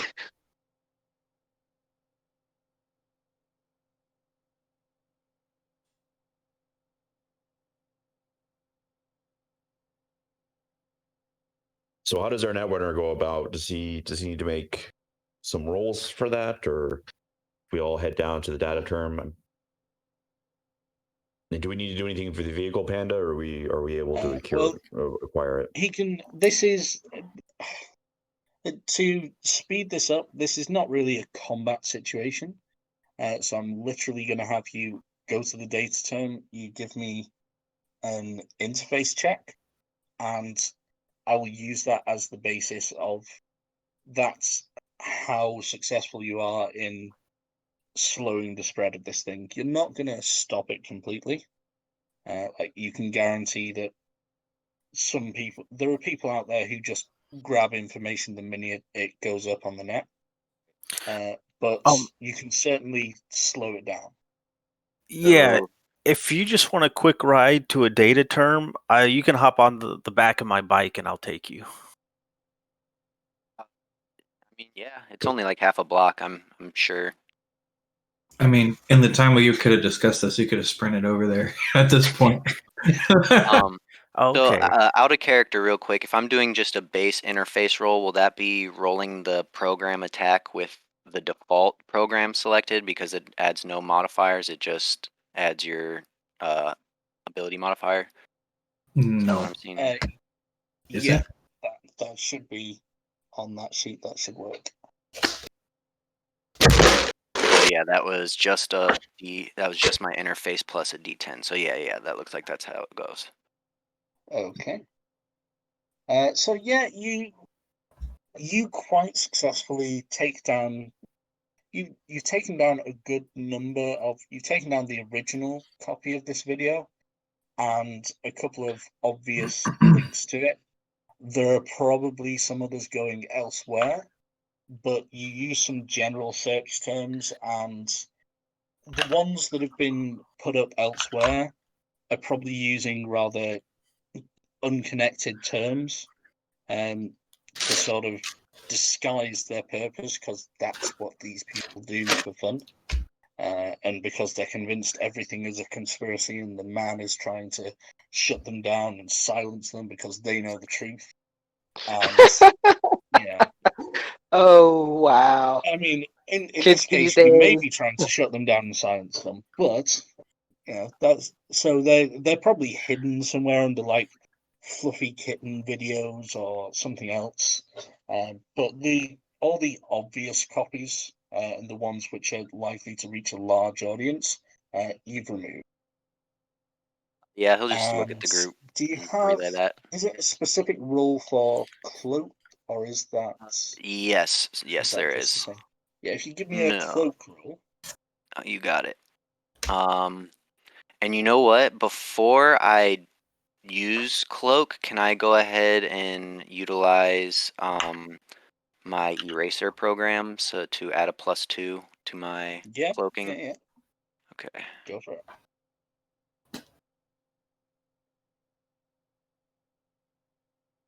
So an 8. Okay, so cloak doesn't go quite as well. So with that, you were trying to sort of what that essentially was is a way of sort of covering your tracks and making it Right. look like maybe these videos weren't taken down by an external person. Maybe they were sort of removed, or covering starting threads that say, oh, these are these stupid hoaxes. Oh, look, you can see the glitches in the animation. I've seen 3 videos starring this kid supposedly dying in the last month, and it's a really it's a really shitty meme, and it just needs to end. And you try a few of those, not many people are buying it, but you've done what you can. As long as it's not spreading like wildfire anymore, that's really all we need to worry about at this moment. You've slowed the spread a bit. You've slowed the spread significantly, and a few of the people who are still seeing it are still questioning whether it's actually a thing or whether it's just, kids trying to show off. They're obviously shit at skateboarding, so instead they're trying their hands at animation.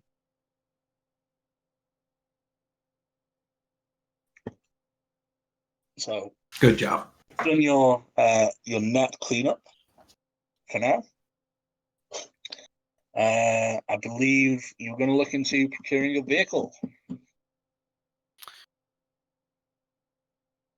Yes. So if we, I'm sorry, you're asking me that, right? Yep. Since you're the one getting the vehicle. Yeah. So I'll just flip open my agent and call one of my buddies, and I'm gonna just say, hey, kind of chat with them, see how they're doing, and then after a minute, kind of cut to the chase and say, hey, I need something that's got a little bit more transport capacity than this bike. I'm wondering if you guys could put together something for me. So is this a specific character you have started up, or just generally one of your friends? Just generally one of my nomad buddies. My nomad crew is actually a bit small. I think it's like 6 or 12 people. Yeah. Well, yeah, he shoots the breeze with you a bit. Asks sort of where he knows you've moved recently. Asks where you've gone to. Are you settling into the area? Is there anything you guys, do you need? Do you still have stuff to move in? Do you need a hand with it? And you get around to but you could use that van. And he says that's not a problem. We can arrange that. Where would be good? Do you want him to come and drop it off, or do you want to? Where's this guy based? Well, I am assuming they're somewhere kind of on the edge of the city, next to this Highway 101, like maybe around here, maybe. As they kind of are moving stuff in and out. So they're a group that travels more through the southwest. So I imagine they kind of come in, stop in this area, drop off their stuff, to the next group of whoever, probably fixers, and then they take off. Well, he'll tell you that the van isn't in use at the minute. So it's currently stashed in one of the various garages and bolt holes that they have. Okay. They don't really centralize the motor pool completely. They like to have vehicles around different areas so that if they need one in a hurry, then they can get it. So it will take them just under an hour, about like 50 minutes, and they could get the van to you. Is that doable for you? Sure. So I kind of an out of game question. So when I pick a vehicle, I'm allowed to give it upgrades. So I don't know if you want to just say I have the upgrades, or maybe I should request the guy to kind of put the upgrades on it if we have time. The upgrades, I mean, it's going to be a van with the capacity that you need. If you want to request something, then it's basically going to be a yes or no. You tell me what you want on there, and I will make a roll and determine whether or not it already has this, because they're not going to have time to sort of retrofit anything. Okay, that works. So I'm just going to ask them if they've got time, if they could put on some metal plating, armor it up a bit, and put one of their combat plows on the front of it. Do I overhear this? If you're around, probably. Because if so, I would like to interject that we need to go like 20 minutes ago when that kid died. Oh, okay. Yeah, so well, I'll ask them if they've got that on there or not. Like I said, you can roll and see, and then if not, we'll just take what we got. Yeah, it's not adding anything on. It's just what it currently has, and that's the vehicle we're getting in about 15 minutes. Okay, so the vehicle does have, they do have a van available that has some additional armor built in there. It does not have a plow on it. Okay. It would be a significant time sink for them to arrange to get one fitted. Okay. And then would it be quicker for me to pick it up or have them drop it off? Because we'll do whatever's quickest. Let's see. If they can drop it off near where we're at and we can just meet them, that might be a good way to do it. And then we can save time. Since you've got your bike, actually, given where it is, then if you go get it, you can probably have it within like 20-25 minutes rather than the 50 that they originally said, because people aren't just sitting around waiting for you to call so they can jump in and deliver you a van. But yeah, if you're willing to head straight over there, then under half an hour you can get it. Can I make a driving check to drive a little bit crazy to reduce that time? Like driving down in between cars and stuff. Let me get my lovely gear so I can come and make sure I'm not totally screwed. Because we're doing work, not relaxing time now. Yeah, my character's gonna go to his room, get his gear together, combat gear, sling, rifle, all that good stuff. Yep. All right, so let me see if I have all this put in right, because my driving skill. Okay, I think that'll work. Let's see.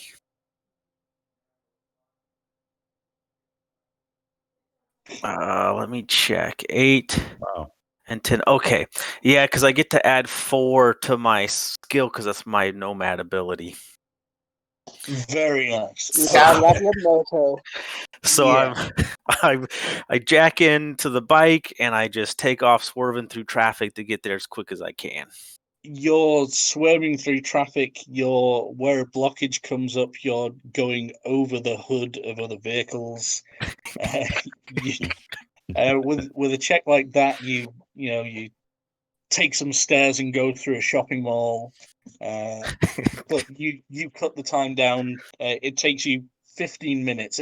You can't do as much impressive stuff on the way back with the van. Sure. But yeah, you totally drive down a massively bunch of improve your time stairs. getting there. So Cool. that brings you down to about quarter of an hour it takes you to get the van. So if everyone wants to make sure they have whatever gear they think they might need, then you can be back with them really quickly. Yes, Armor-piercing pistol rounds from Mrs. Han. Okay, I Yeah. probably should get some drugs ready for you guys. Hopefully, I don't have to give them to you, but it's best to at least make them while we're driving.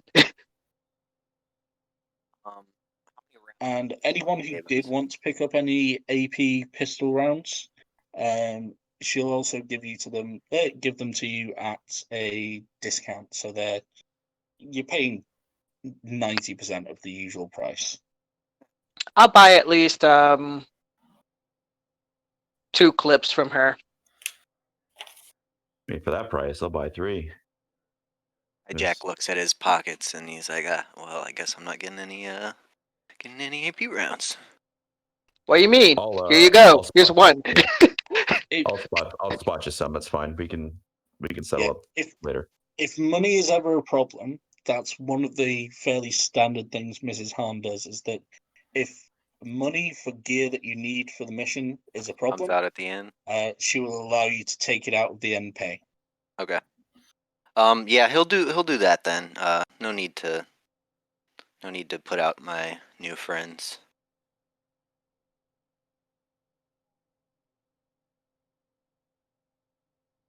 Okay.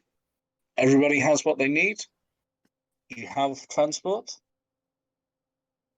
Yep. I'm just gonna let Mrs. Han know where we're meeting up, so if those grenades can get delivered there, if she finds them or not. That was the plan, I think. So, yeah.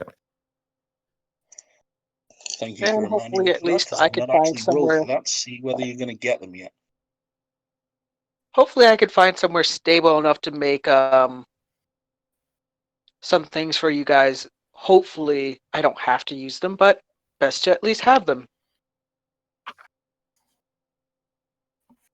Does anybody know where the price for these ammunition is?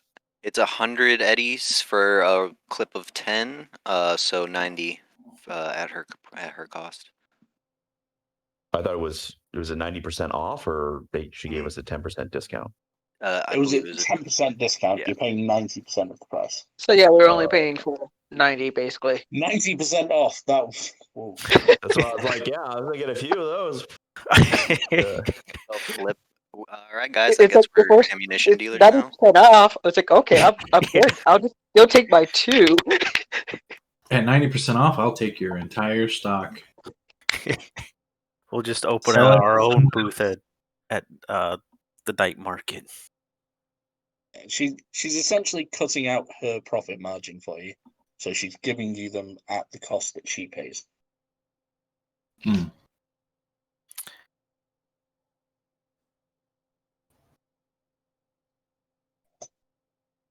I'm gonna go ahead and just load a clip up right now. Yeah. My pistol. The same thing from S&G. Okay. Yeah, I'm going to take out the ammunition from my lovely pistol and putting up the armor piercer and take off the silencer. I'm gonna show her the I'm gonna show the Solo that nicer shotgun that we got and see if he knows anything about it and like what it is or. All right, let me take a look.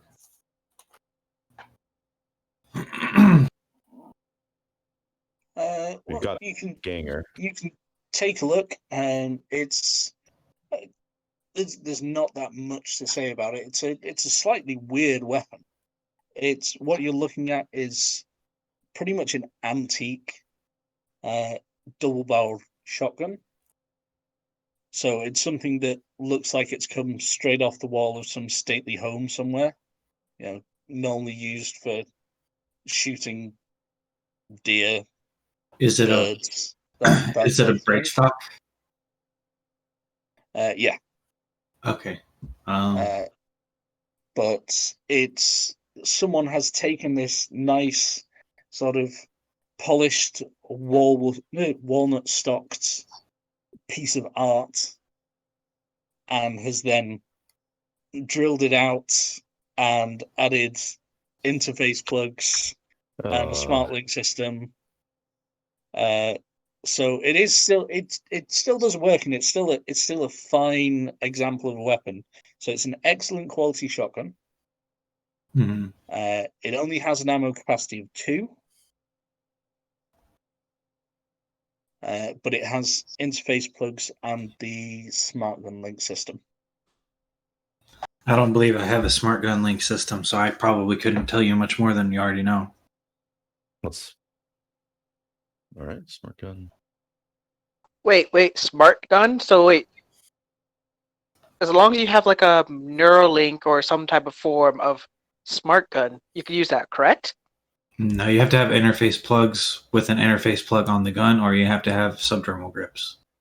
I have a Sargrimo grip. Do you have a Neuralink as well? I actually do. Then you could probably hook up to it. Yeah, I mean, Okay. if you I want to can't use remember this, the you're welcome exact to. details. I think you might need something in a cyber eye as well. I'm not certain. The My character even has a cyber eye, so it's like, oh, wait, wow.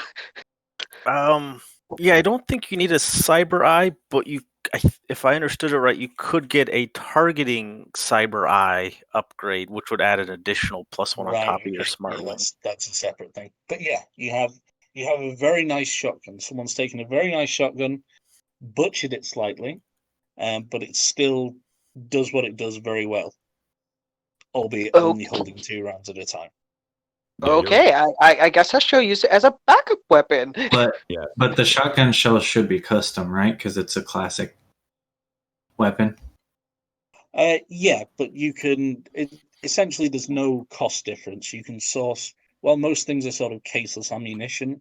In the time of the Red, you can just, for the same price, source the exact same normal ammo. Okay. So I'll hand that over to you, Trauma Medic. I'm gonna take it off my sheet then. Okay. Nothing that I can particularly use. So.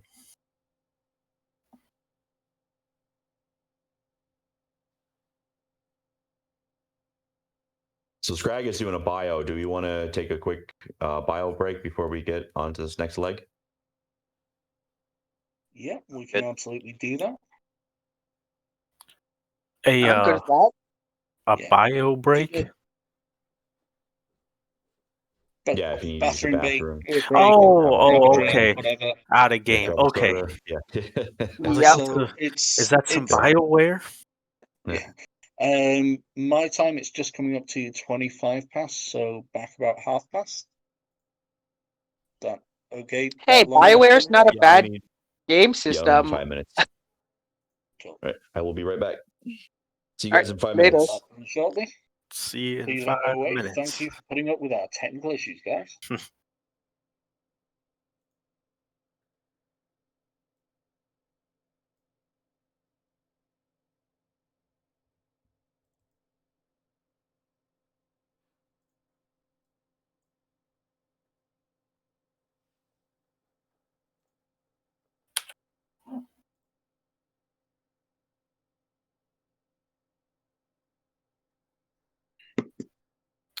Yeah, and just so everyone's aware, during the break, people can hear you, but they can't see you. Oh, yeah, that's good to know. So don't say anything weird. Be cool. Be cool. Be cool. Act cool, man. Everything weird. Everything.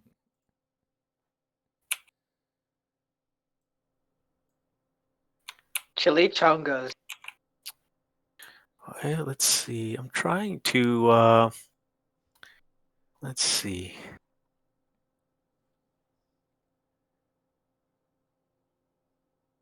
Jump back in. I'm trying to change my profile picture so it's not a jungle.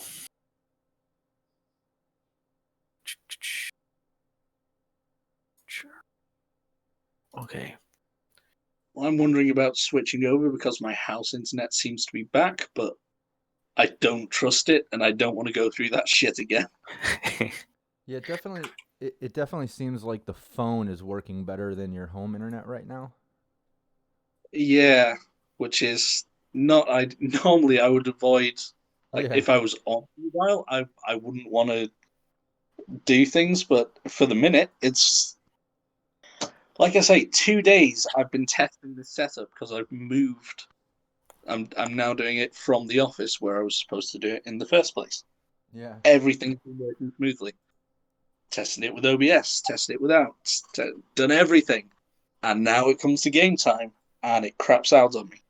But at least it's not just me. At least there is everyone in my neighborhood is raging on their little Facebook rants about how the internet service is crap. Yeah. It's always good to know you're not alone. You know what I mean? Like it's not something particular to your computer or connection. At least it's not your fault. You know what I mean? Yeah, it's good to share the misery. Yeah, exactly. Okay.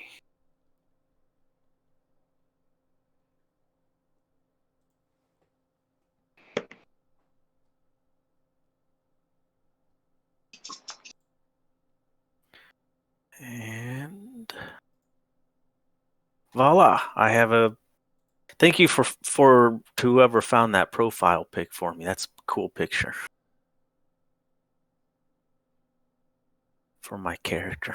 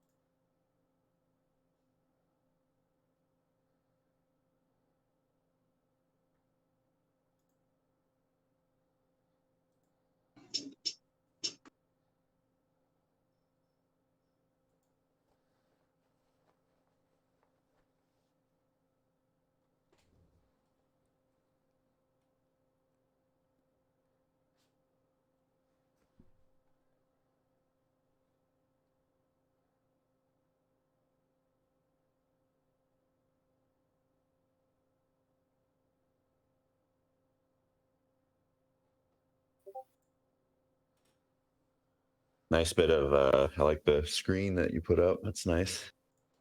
Oh yeah. Little placeholder, you know. Thanks, man. I didn't. I guess we should have give you a heads up. Sorry, I didn't even think to do that. I What's didn't realize that? you were still listening in. Yeah, it's all good. I pretty much, regardless if I'm streaming other GMs or myself, I watch the whole time. You know, I love live gameplay and actual Cool. gameplay. So like getting ready to work out, and like instead of listening to music while I work out, I typically listen to live gameplay. Oh, nice. All right. Funny. Speaking of working out, I haven't done that since New Year's. I need to get back on it. I have to. My wife has taken a spare bedroom and turned it into an exercise room, and I've been putting in floors and painting walls and putting in crown molding and all this kind of stuff to get that ready. And I hope it just, it's like working out. It's you have big aspirations, and we do a bunch of work, and I hope we actually use the room. Yeah. We've done all the stuff for it. It helps though when you have shit like that set up. Like I have a room dedicated to that. You know, I've got all my bench and weights and just all my shit in there. And having that room, I feel, motivates me more. You know, step into that room and it's like I'm on it. That's good.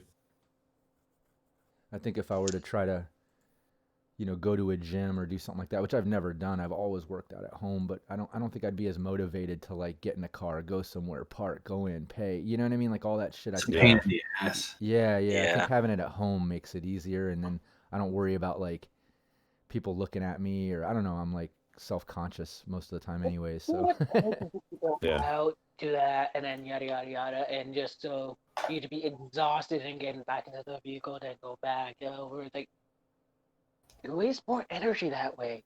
If you at least have it at home, you can basically do it, relax, yeah. go back, eat some more. Of course, your home gym is probably more comprehensive than mine. Mine is just an Oculus Quest 2 and the floor. Oh, nice. So Yeah, push-ups cool. in VR. Yeah, I've got an HTC Vive. I love that shit, man. If you get on Facebook, look up Virtual Reality Live. It's another brand I started a while back. I want to get back into it. We got thousands and thousands of followers. I get free games, VR games for myself and my partners, but I just haven't done it in almost a year. I've been just diving into Cyberpunk and stuff, so I want to get back into that. Yeah, maybe even like a VR chat kind of thing. If you can get like a Cyberpunk theme, that might be an interesting idea. Yeah.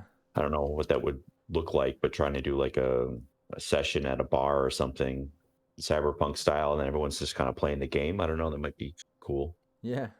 But, I don't know if that'd work too well, because at least just hanging out and chatting and stuff that's always fun. If you could bring up a browser inside of VR chat, that would probably work. Yeah. Okay. But I don't know. All right, cool. Is everybody back? Back. Remius and Trauma Medic here. Yeah. Sorry for leaving short notice. I had to go. It was time. Waiting for the stream to show some actual views on my end. It timed out on my end, sadly. Yeah, I wanted to say thank you to whoever found my profile picture for my character photo, I guess you could call it. I went ahead and switched it out from my profile, so it's not just a jungle. So whichever you did that, thank you for doing that. All right, cool. Everybody can see you. You're back. Okay. Okay, welcome back, guys. Thank you for putting up with our break and for the extensive technical issues. Hopefully we can get into some actual gameplay and wreck some shit now as a little bit of a reward.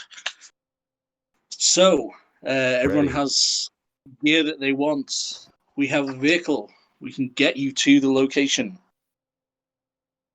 Go. So, are you heading to direct to the location of where that video was taken and going from there? Are you trying to do some sort of triangulation thing between where Mrs. Hahn had told you it was last sighted and where the video was taken, and work out its vector from that. Where are we at on the map? Can we also see in the video like what general direction it was walking from and walking towards too, and kind of extrapolate from there? Yeah, that's basically what I was gonna say. It's like, since we knew of, okay, it grabbed the guy, choked him, dropped him, and then walked away. So it's like, which way was it going? Is probably the next general area where we're gonna try to figure out where it's going. Yeah, it was supposed to be at the old med center, right? And then it's gone north up to Upper Marina. So Let's go to the marina and drive around and see if we can see it. yeah, so if it's going north, yeah, why don't we come in from the north end of the marina and kind of drive in that area and kind of down south and see if we pick up on it. And if we don't see it, we can head west towards Little Europe on the north side of the shore, on the north side of the island, and then maybe we can catch it that way. Yeah, it's going into my bloody old country. I think are we in South City? Is that kind of, where are we actually at, Panda? You guys are like right on the edge of South City. So you're, what's on the map near there? Yeah, so if we can head up, not on 16, but there's a road that kind of runs parallel to 16, or right after where 16 kind of turns up north. If we keep driving on that road, that'll bring us right into Upper Marina, and then we can kind of work our way around Upper Marina and then kind of down. I don't know if I can ping the map. I don't know. Should be able to click and hold. Yeah, so if we kind of drive here and then make our way kind of into this area here, and then we can kind of come back down this way on this little road or whatever. Yeah. So that just kind of drive. That starting point you have planned is sort of exactly the opposite side of the hot zone to where you guys are coming from. So if you look on the map, at the edge of Glen and the combat zone, there's like a light blue marker there, which is for Jesse James's Deli. Jesse James Kosher Deli. So like here? Yeah. Is that where you're? Okay. Yeah, right on the edge of the combat zone is where you guys live. Okay. So you can absolutely go that way. Just which way you're going around, because you can't go through the hot zone. That would be a very, very bad idea for your health. So you're going around east of it or west of it? I would say that Black Plague would be sitting in the front, so he could at least use the radiation detector in his eye to like get just don't go over in that general direction. Well, do we want to go through the combat zone or not? I think it would be best if we avoid that. Yeah. That's why Black Plague's sitting in the front. So it's like, it's like, okay, there's radiation over there. Don't go in that direction. Yeah. I think, why don't we come up like this side, and then we'll come up to here by the park, and then cut over this way, and then head north. We'll just skirt the radiation zone. Yeah. Yep. Makes perfect sense. All right. I'm in the driver's seat. Everybody pile in wherever you want to sit. I don't know who wants to ride shotgun with me. This medic, I guess. Yeah, maybe. The medic, so we can look out for radiation spikes. Yeah, that's a good idea. So I'm going to look over our net runner and say, do you need to be anywhere to do what you do? Or you just got to be close?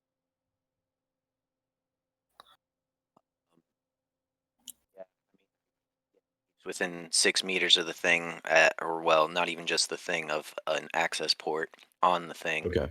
So I got to be real close. Shotgun. I have the shotgun. I'd say I'm going to stick towards the back so I can have an easy out if we manage to find a way to, run up on it. Are you going to try to hack the drone? Well, I'm not going to try and do anything until we find it and see what it's like. If it's got crazy guns, I'm not going to run up there and get my shit shot or my throat crushed. Well, because if you're going to try to hack the drone, I can try to grab it and keep it still. To give you a chance to try, at least. I mean, that's one plan. Yeah. I can help with that, too. But we'll need to soften it up before I get close. Well, I guess I could test out this new shotgun then. Blackleg strokes the two round shotgun. And yeah, just FYI, I've got my heavy pistol in a holster kind of down by the seat, and then in between the door and the seat I've got my shotgun, so I probably won't be able to use it unless I open my door, but it's there. I mean, you could wind down the window and stick it out. Okay. Just and my machete is probably in the same spot with my shotgun. People probably like their eardrums. Yeah, I probably if I'm breaking that out, it's because I'm getting out of the van, but we'll see what happens. With my interface plugs again, I don't have to actually use my hands to drive, so kind of interesting. Right. So you guys start heading around there. There's not really that much to sort of remark upon. I mean, Night City is Night City, so you're gonna see some weird shit along the way. But all of it is, you've been there for various amounts of time, so you're all familiar with the place, and you're on a job. You're not there to sightsee. So you're passing through. You come through the Glen, which is a bit more of an upscale area. You're lucky to live right on the edge of that. That is a nicer zone. You see more of the NCPD patrols around there, keeping property prices up. You see there's a lot of, actually a couple of, well, maybe half a dozen blocks away from you, I think is the City Hall. You actually don't live that far from there, which is a little bit weird. But yeah, there's lots of, you're passing between lots of nice buildings and places that you can't afford to go into, or even if you have the money, you don't look like you can afford to go into. So, yeah, you'd probably get to there, but obviously you don't want to go in there anyway. They're clearly beneath you, man. Does Blackleg see the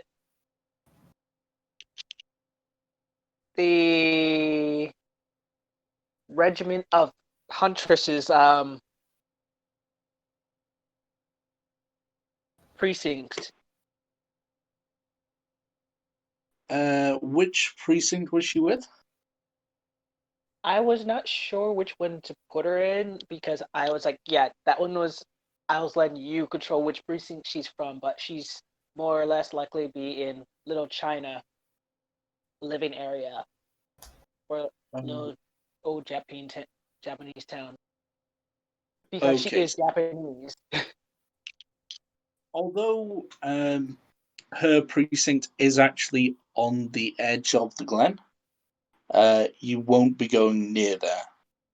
Okay. The police, unsurprisingly, are not based within the combat zone, but tend to be on the edge of it. So if you see where the Glen is, at this sort of northeast corner, there's a 13 there, a little red box with a 13 in it. Yeah. That is precinct 1. That's where she works. Okay. So you won't be going into her area. So you guys make your way around. I'm gonna call our fixer as we're headed and let her know our route and maybe meet her right at the, if there's someone that if she's able to get it for us, let me know, but I'll let her know where we're kind of headed up north. near Upper Marina. She tells you that while she wasn't hopeful at the start, she does have a possible lead on those EMP grenades you were looking for. Okay. So she's following that up, and she will Great. let you know if she has more success and can then get them to you. All right. But yeah, she would appreciate, even if you don't bring her, if you just sort of check in every few minutes by text, give her coordinates, then she knows. No problem. And Panda, you mind just kind of running that for me, and then just let me know, because I don't want to keep interrupting gameplay just to keep texting her or whatever. So. Oh no, I could. I'm quite happy to take it as read that you're just updating her every few minutes. It's fine. Thank you. Unless something specific you want to say, that can just be an on. Awesome. So you guys come up to the sort of coastal road and start heading round to the marina. Is there anything in particular that you're doing as you travel? Are you looking for anything in particular apart from a 9-foot killer robot? Pretty much just the 9-foot killer robot, or any destruction it may have caused. Yeah. Anybody running look like they're concerned? Would it be possible for me to make some speed heal while I'm inside the car? I have a police scanner. That's handy. Let's see. Duct tape, flashlight. A radio scanner. I don't know. I'm if that's like a police scanner. Well, it scans radio bands, so you can, they're one of those things that technically it's legal for you to have, as long as you're not going to use it for the purpose that you definitely bought. So yeah, I'll kind of set that on the dash, and we can scan in case there's any police reports too. Good thinking. Yeah, absolutely.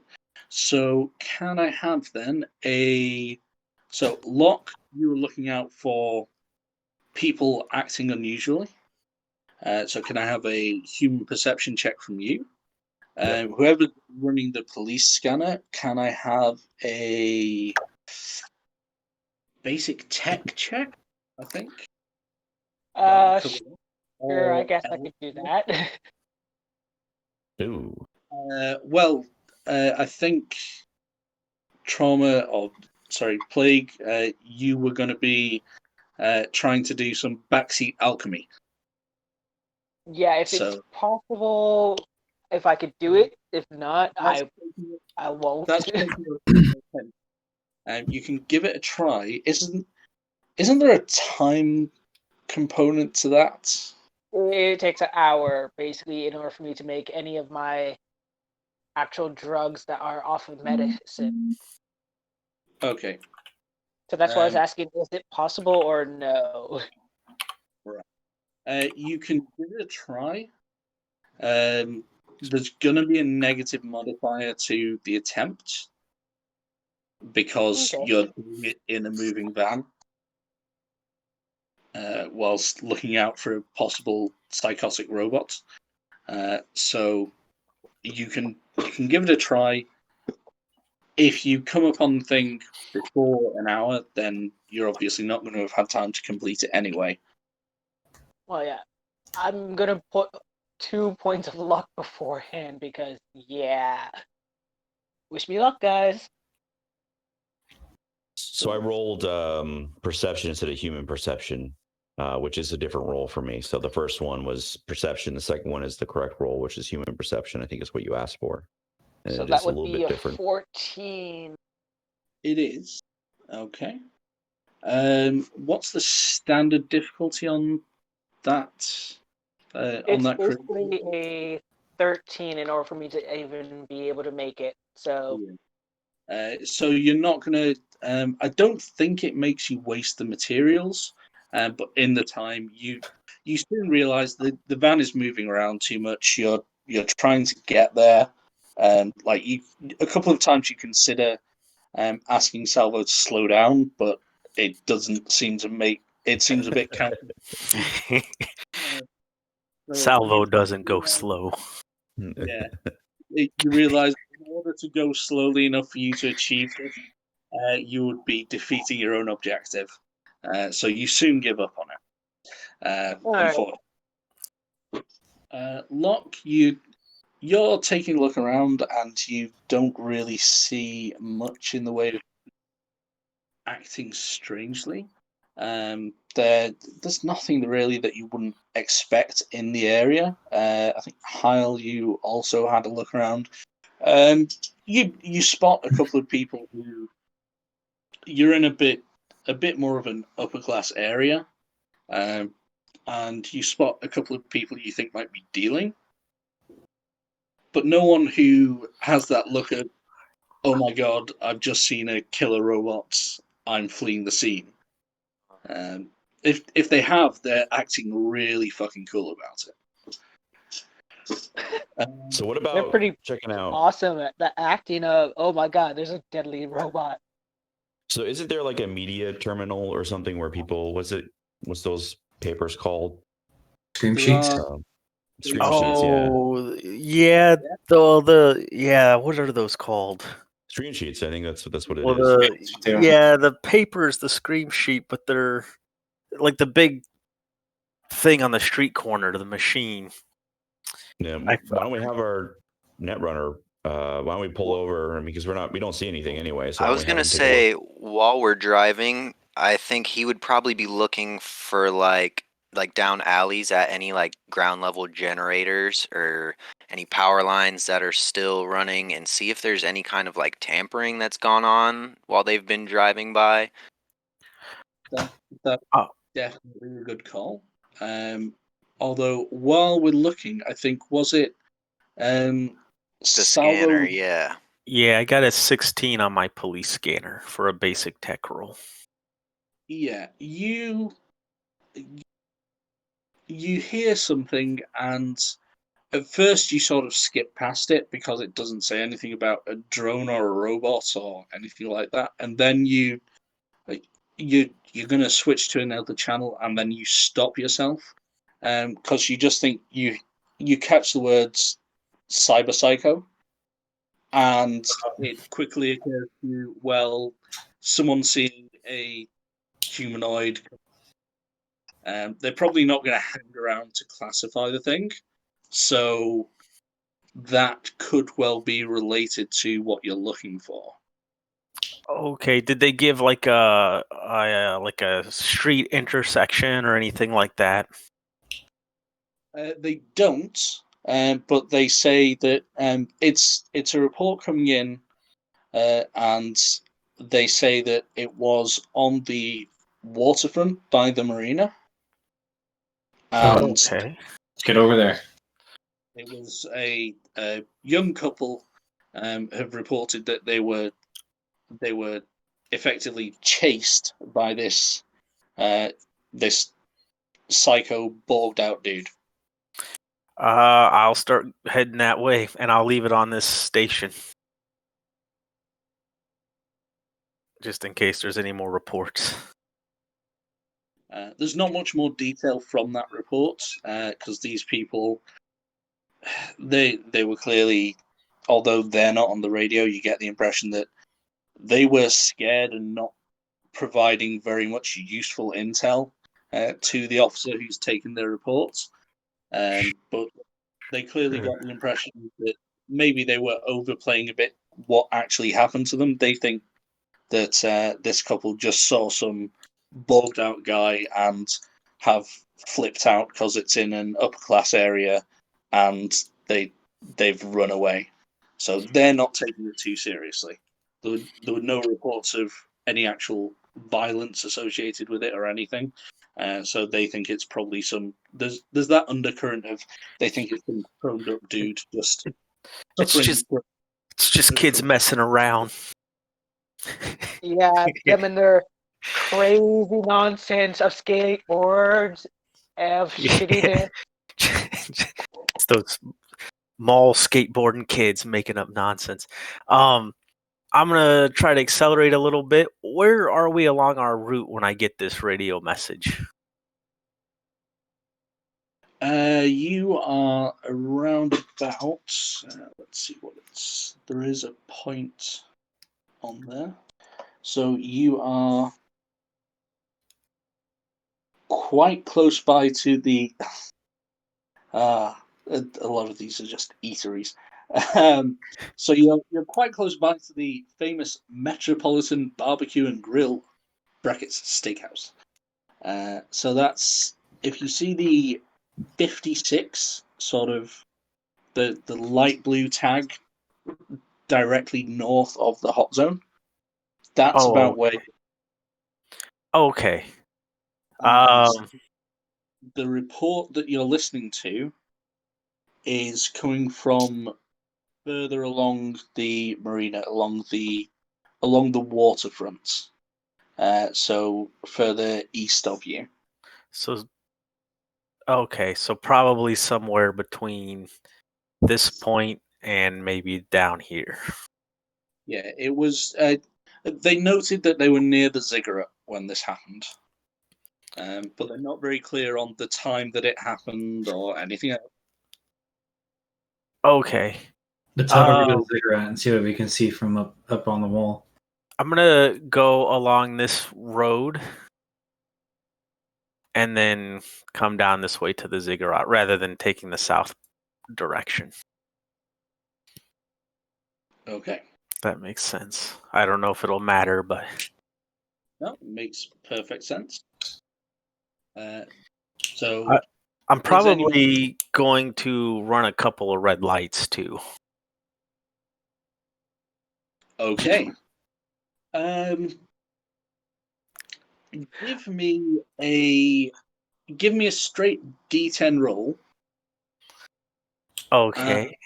What I'm looking for is what's your luck score? My luck score is a 6. Okay. Oh, your luck's a lot better than mine. So give me a D10, and you're looking for a 6 or less.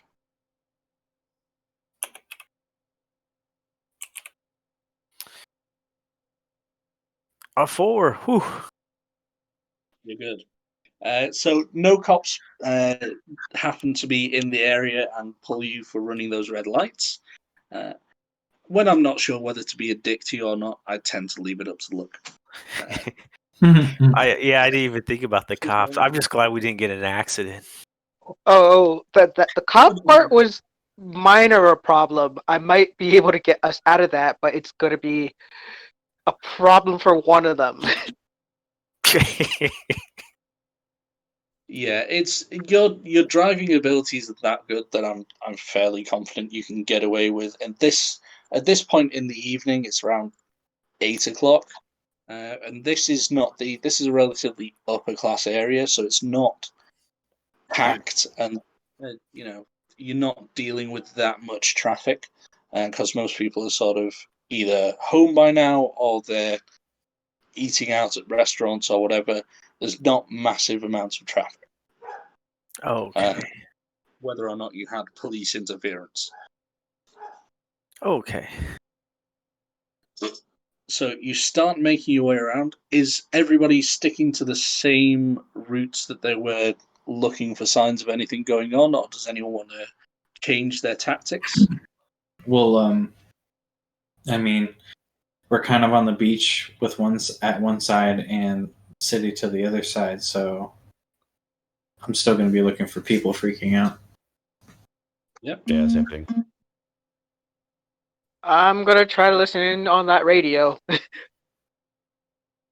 And keep an eye for us not to hit the radiation area.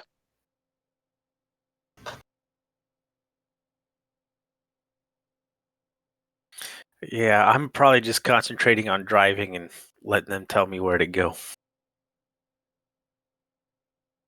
Right. So anyone who is looking out, give me those same rolls again, please. And let's see if you have any better luck or if you see any signs of your quarry. What would you want me to roll for looking for any like signs of generators or power lines being messed with? Well, it depends on the approach you want to take. You can either do it from a tech point of view, if you have that. So if you've got basic tech or electronics. I mean, I've got pretty good tech scores all around the board. So what do you think would be the most fitting? Basic tech would probably be most appropriate for that. All right. Oh yeah, I love my 18 basic tech today.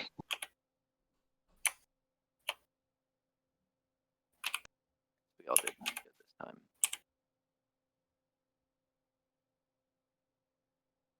Nice.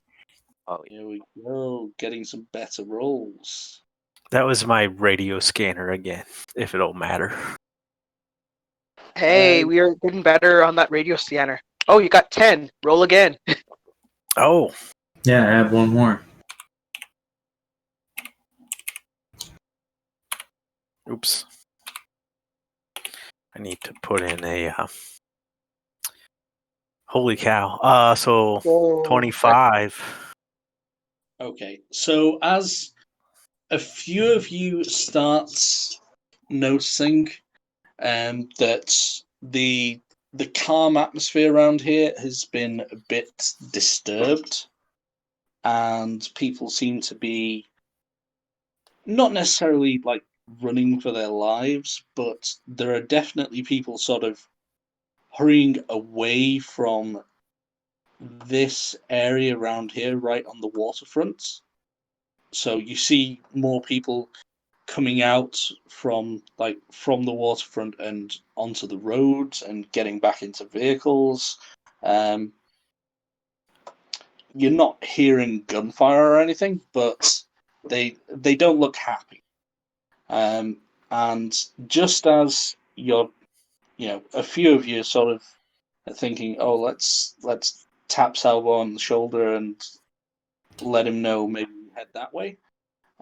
Then you get a report coming through on the radio, and it's quite explicit. And there's an officer on the line, and he's just saying you tune in, just he's saying something about down here on the waterfront, and it's some fucking 9-foot metal freak. Oh man, All right. I'm yeah.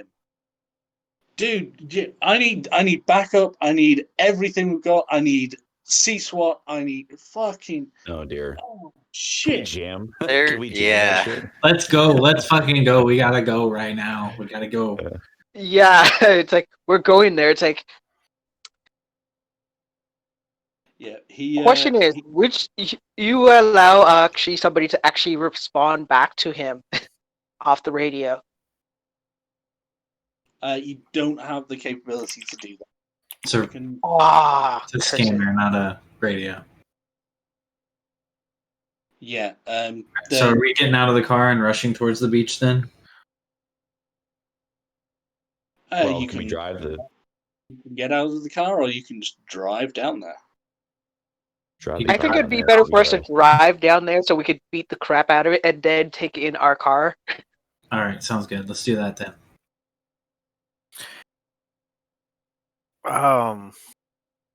Okay.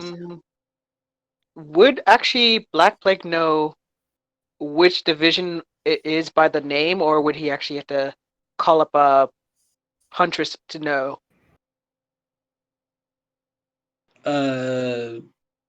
What the officer that's calling in? Oh yeah. You don't recognize the voice. They don't give you. The radio cuts in like mid-reports. You don't know them personally, as far as you're aware. But yeah, that's all the information you get. They're not in the middle of giving their badge number or anything out. Any word from our fixer? Do we have any luck with that? EMP. Okay, or fair CMP enough. clearance? You get in contact with her, and unfortunately, in some ways, you're victims of your own success. You've fairly directly got to the source of the problem. So she says it's your call. She reckons she can have them to that location in 15 to 20 minutes. So if you want to wait, that's up to you. But she doesn't have them right in hand now. Yeah, I mean, I really want to wait, but we don't have the time. I mean, It's with more like people I calling C-SWAT and all that kind of stuff in, we just gotta Black go. Plague man. wants if they're her people, he would want her to get them out of there so they don't have to get their asses owned by the machine while we deal with it. We just don't. I mean, I don't think we have time as much as I want to We wait. just need to go. We just need to go in. Yeah. I mean, if Tell her C-SWAT, to Basically, what I'm bring saying them is Black Plague anyways. wants to say is like, yeah, we're gonna deal with the thing so your people can get out. And while you guys are discussing what you're going to do, you hear this officer who's been quiet for a couple of minutes cut back in, and he's got an update and says that the thing, whatever it is headed back in from the waterfront, and it's now heading back towards more populated areas. Okay, we need to cut him off. Yeah, I'll try to see if I can cut it off or intercept it. Yeah, so if we're moving, I mean, I'm going to keep the I'm line gonna open have to to try to probably get do us what something we really need, but- stupid and get yelled at by Huntress, but at least she won't be bitching at me if I'm saving people. So they now they can give you that there is an exact street intersection on that report, and they tell you that it's heading down this street from the waterfront and back into populated areas. Okay. Yeah, I'm I gonna start told him- heading there. How long is it going to take us to get there? 90 seconds. It's not far from you. You were homing in alright. Yeah, so I'm taking us there, and I'm saying everybody get ready to do what you're gonna do because we've got about 90 seconds. All right, I go ahead and crack the door open and get ready to jump out. I'm winding down the window as I put on my Black Plague mask so no one can notice my face. Cool. Right. Let's As I see. got me a new toy to use. Let's see if the internet lets me move you over to the right map. Fingers crossed, otherwise this is all theatre of the mind, which I'm not against. But when I've found maps that I like, then I would like you to be able to use them. I don't know. To be fair, that's always great. There you go. Me personally, I don't like Theater of the Mind for Cyberpunk because there's so many ranges you have to measure. Yeah. There are pluses and minuses, but it seems to have let me move you. Let me know if you guys can see what you're doing. Yep. Looks like the scaling is.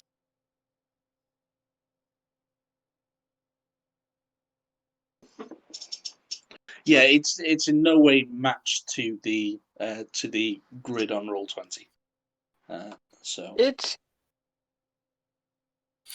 It'll be close enough. I see a person, that's at least. I could have expanded it to match the grid, but then the details get a bit lost, and I'd rather have I think it's at that resolution. I'm weird. Do we just want to double it then, or something? Or is there a way? Because I'm guessing the solo is asking because if he might be technical on some of his skills and movement and stuff. I wouldn't worry too much about it. If you're unsure that you're going to get into a position that you want to be in, just say I want to get into this range band or whatever, and we can make sure you go to the right place. I'm not going to penalize you for my obsession about maps looking prettier rather than being to the exact scale on Roll20. Okay. So, Can we also? I don't know if you've done this before, but is it possible to change the map's measurement to meters rather than feet? I think that's easy enough to do. I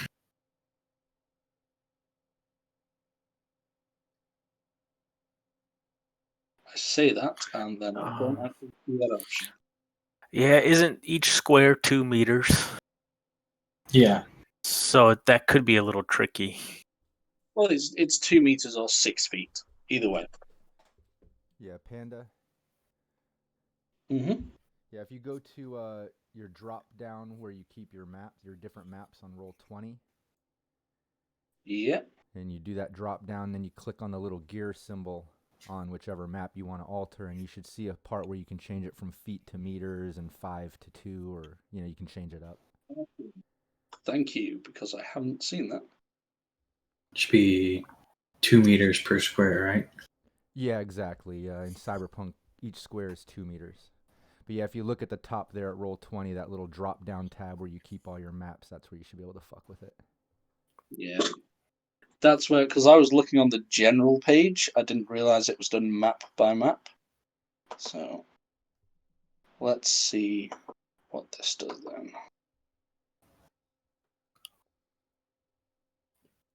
then. Okay, I could see myself. That's good. And you all need some tokens as well. I've already dragged mine onto the field.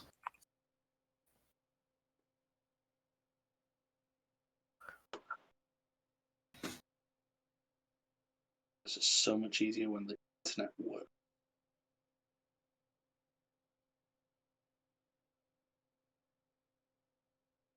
Coolio. Okay, now I have to remember how many meters does a shotgun fire up to. It's the same as a pistol, actually. I wrote it down for my character. That's why I know. Okay, sweet. Where did I wrote a quick little cheat sheet. That's Okay. yeah. So it's I can just let you know. But basically, it's DV 13, 15, 20, 25, 30.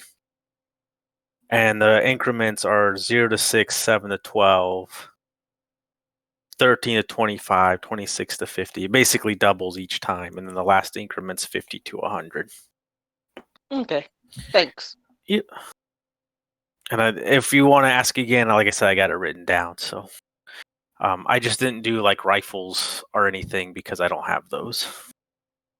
Yeah, I've got a the funny range thing is, if you need it. planning on getting me a smart gun rifle, sniper rifle, but that's more of a long-term investment, more or less. This sheet should have all of the weapon ranges on it. 1 second. Yeah, I know they changed the auto fire stuff. Was errated. They made those DVs pretty high. Let's see. But then again, it's dangerously badass for those auto fire. Yeah, when you can hit with it, it's painful. Oh,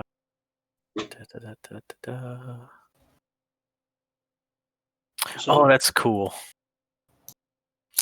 Yeah, I kind of wish they'd put these tables in the back of the book so you could easily print them out from the PDF. You guys are all approaching from the sort of west end of the street. So you're just coming in at that end.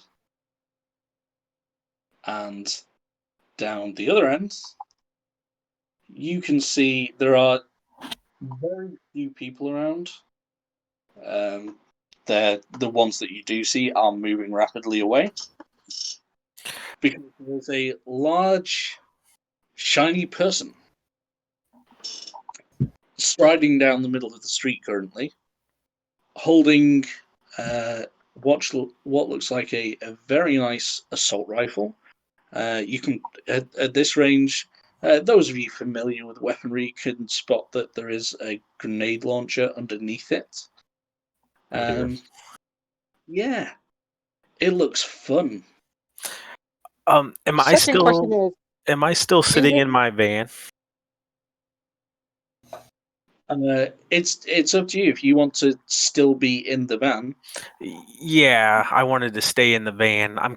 My plan was to kind of let them do their work and be ready to drive off as soon as they're ready to go, and then if they need backup, I'll jump out. Yeah, I can leave you on the edge there, and we'll assume that you're in the van still. Okay, cool. I did not, unfortunately, foresee and have a token ready for the van. I apologize. That's Is fine. Is he walking kind of? Well, the van was more of a last-minute moment. He's walking towards you, and at the time that you guys round the corner and come into the street, then he looks. We're going into initiative, but he does seem to react and track you. He's not just walking down the middle of the street oblivious. Joy. So, initiative, please. I just rolled. Yep, Heil just aced it. Initiative at on this sheet.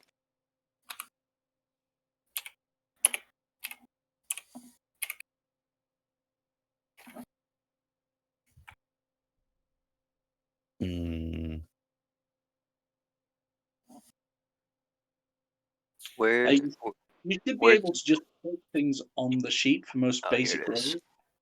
Oh, okay. Do you want me to keep my 14, or do you want me to use the sheet? Oh no, it's absolutely fine to keep that. I'm just okay. I noticed you've been manually rolling them. You don't need to. The sheet should do most things automatically for you. Oh yeah. Oh, okay. There's initiative. Cool. Yeah, you have to go underneath actions in order for you to roll your initiative. Okay. Yeah, I had my guns and stuff set up. I missed the initiative button. Cool. Okay. So this thing clearly spots you running down the street. It's not made any aggressive moves yet, but you definitely move faster than it. So, Heil, you're first up. What's the hotkey to measure your movement? I don't remember.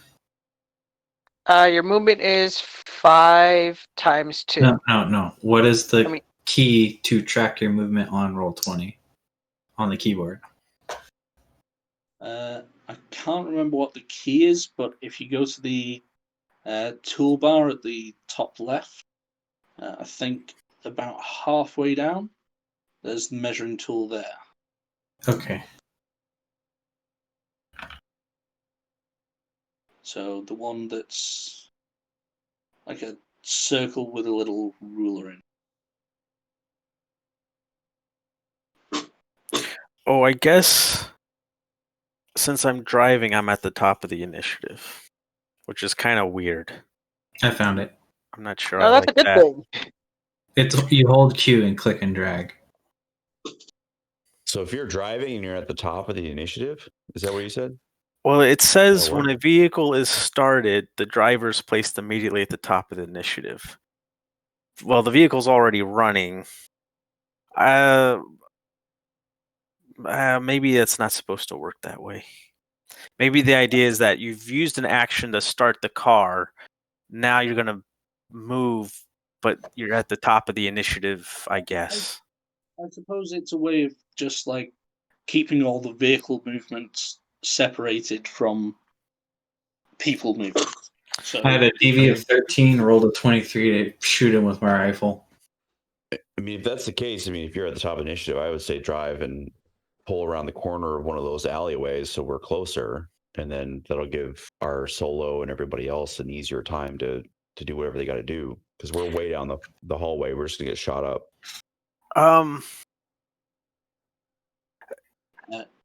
But so, if you can drive down and like come out down like back, just swing around in here, we can all pop out of the back of the truck in this area, and then he can shoot and do whatever he's doing. That would give you some cover, give our tech a little bit of cover, because right now, if we stay here with the vehicle, and only because you're at the top of the initiative, we're just sitting ducks at this point. We're just gonna get shot up. But if you're at the top of the initiative and you drive down here, then might give us a little bit of protection. But yeah, I can only move 20 meters. So Oh, really? Well, yeah, actually, that's not fucking bad. van, I 20 guess, meters but- is that's 10 squares. Yeah. Okay. yeah. Never So mind. let's see. So it's not like Yeah. Sorry, man. I don't know. I've never played this system before, so I'm it's just fucking guessing. or yeah, it's a little weird. That's fine. You can get Right. taller. Yeah, or yeah, that corner right there. Well, that's me. That's not him. Oh shit. But yeah, You could probably get up to right because that'll give here that'll give her a solo closer. where I'm pinging, probably. Oh, I already hopped out as soon as we got here. I just hopped out because this is a good range for me. Why don't we say that I already went and landed right where I'm at, and you guys jumped out? Cool. That works. And then I'll go at the end, which would be the beginning Okay, of cool. the next round. Okay. So our solo pulls up his assault rifle, takes a shot at the drone down the end of the street. This thing does actually react quite quickly and I got tries two to. fixes. It doesn't manage to, but you can tell that it's quick enough. It's not like shooting a stationary target at the distance. It is going to try and evade your shots. Ooh. Nice. So is that a critical? It is. It's critical damage. Nice. Ooh. Plus 4 damage from my solo ability as well. And then you get, I believe, 5 extra damage for receiving a critical, I think. Let me see. Yes. Yeah, you get 5 bypasses the armor, and then you roll on the crit table, which is pretty cool. Give me that crit table roll. Don't have that up. Which I think is 2D. Is it 2D6 or a D10? Yeah, you roll 2d6. Cool. That's awesome. I've got the table if anyone needs it. It's on that second sheet I posted in the chat. Yeah, I kind of had to make sure to read on that because criticals are bad for you guys if you get hit. Very. Because I have to make sure I tend to you guys.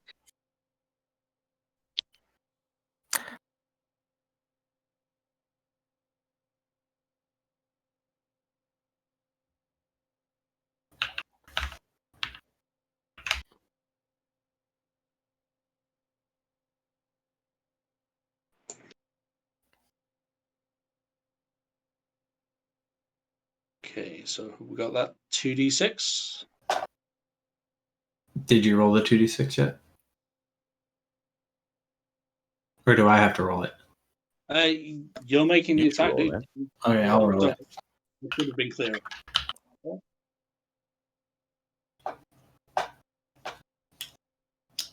Looks like I broke his leg. But I don't know if you want to do that. Beautiful. No, that is absolutely fine.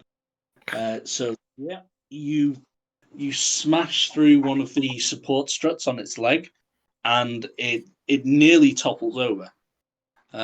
So it takes a severe ding, lurches, but then keeps on coming, albeit slower than it was. All right.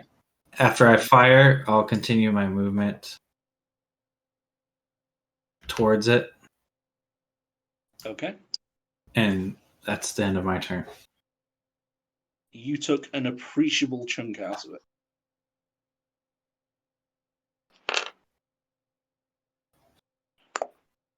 And next up, we have Hijack. I'm gonna move over to here, trying to hide behind whatever I relatively can. Actually, wait. You know what? I'm gonna bank that my solo shooting at that thing kind of really ticked it off the most. So I'm gonna go ahead and use my action to run the rest of my movement, or run double my movement, and try to get right to this corner here, and that's going to be me. Okay. You're running up. That's sort of a. It's not quite clear, but that's like a scaffolding. Yeah. I figured. So not really cover. I'm just trying to do my best to look non-threatening. Yeah. At the minute, you've done nothing. You've not fired at it. So yeah, good job on the non-threatening. Now let's see. Mr. Roboto is next up. I will say I goofed up. I forgot you double your movement during combat, right? You can So move So as many well, squares as no. you have move. Okay, then never mind. Each point of movement is 2 meters. Right, and you double your movement, which means basically your movement is your squares. Yes. Okay. That still throws me sometimes. Yeah, so I just went 10 squares and my move is 5. Oh, so you went too far. Oh, I did? Yeah, if your movement is 5, you have 5 squares to move. Right, But, if your movement 5, then it's your movement times 2, which is 10. 10 so meters. He actually did go 10 meters, basically. So that would be 5 squares. Right. But he ran. He spent his action to run as well. Which would be doubles that, basically. So then he's fine. He's fine. Since he didn't do anything else, he can move 10. Yeah, I'm sorry. That's what I meant when I said I was dashing. Yeah. I understand. Yes. Right. Let's see what this drone does. Okay. So he didn't like taking that shot from the solo. So he's going to return fire, since you're the only target that's presented itself. Okay. I'm presuming that you're going to be able to dodge against this rather than it just being against the DV chart. Yeah, I can. Let me get my hotkey. Whenever you're ready.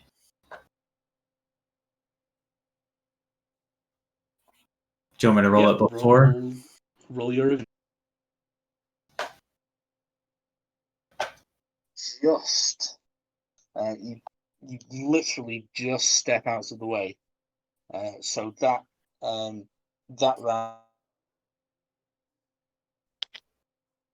One of the holding poles next to you, and cuts straight through the thing like butter. They're not. They're made for structural integrity, not bullet stopping capability. But yeah, you dodged it. Thank fuck. So next up, we have everyone at the same time. Salvo, you're at the top of next round. So we've got Plague and Lock. Is it Reflex that separates you? I believe so. Unless one of you wants to particularly go first or second, if you want to agree that between yourself, that's absolutely. My reflex is 6, so I'm. Mine's 8, but. So you would be free. I'll go. Yeah. So so I would be the one going first. Oh, okay. No, Locke would be because he has reflex. So I guess I would double move, and I'm trying to get to. Right, go Locke. Someplace. I believe in you. How do I do the measuring thing everyone's doing here? Let's see. You can hold Q and do it that way. I think. Click Q. No, that doesn't work unless it's on a token. You can just use the ruler and click and drag.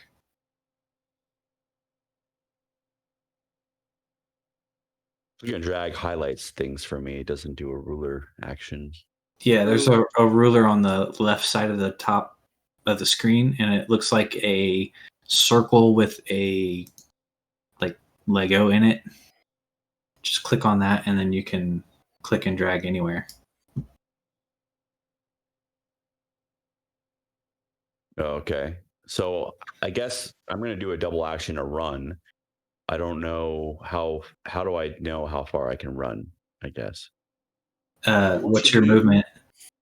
I think it's 5. Then you can move 10 squares with a run my, action.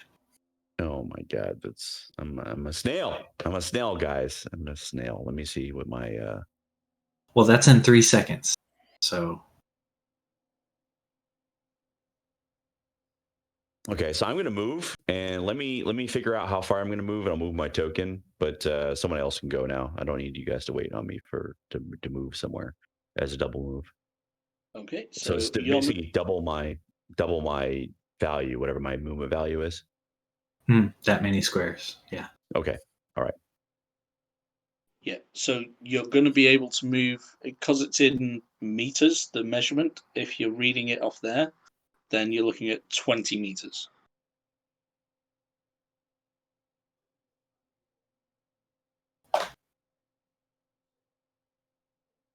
So, Plague, you're next up. While Block is moving. Yes, I'm gonna pull out my lovely grappling guns to see if I can get myself there faster.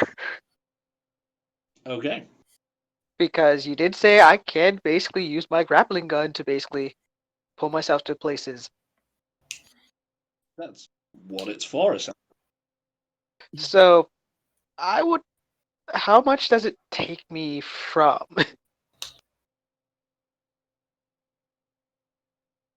Because I'm gonna try to run as much as my movement before I use my grappling hook to get me as far as I can go. Well, what are the rules on the grappling gun? How does it operate? It basically is. I have to see what it said again because I do remember that you said it gave me a specific amount of meters. When wielded in a hand, the user as an action can fire a rocket-propelled grapple that will attach securely to any thick cover up to 30 meters away. The line can only support 2 times the user's body weight and has 10 HP. The user negates movement penalty for climbing when they climb this line. So I could. There you go. Oh my goodness, that basically gives me. My movement speed is 10. So that makes me go up to 40 total? Well, it's not like motorized or anything, so it doesn't. It means you would have to climb. Yeah. You could basically, if you want to go up a vertical surface, you can do that at normal speed rather than being reduced for climbing. Yeah, basically, I'm trying to use the whole momentum of, oh shit, get me there fast moment. Okay. But it's not going to get, if you're just moving laterally, it's not going to move you down the street any faster. If you wanted to, say, go up onto like one of the, like into a window or onto the scaffolding up here, or onto a fire escape or something, then those you can do. Down the street, it's not going to make you any faster. Okay, then yeah, never mind. Let's just do the I run down the street wise of 20 meters because I ain't gonna be able to get to position of anything with just a normal run, a normal move. So 20 feet would put me here, or 20 meters there, roughly. You can click on your character, hold Q, or press Q, and then click and drag, and it'll show you exactly where you can go. And then when you let go, it puts you there. Or maybe not. Got to use the measurement one, and then you can move your character. But yeah.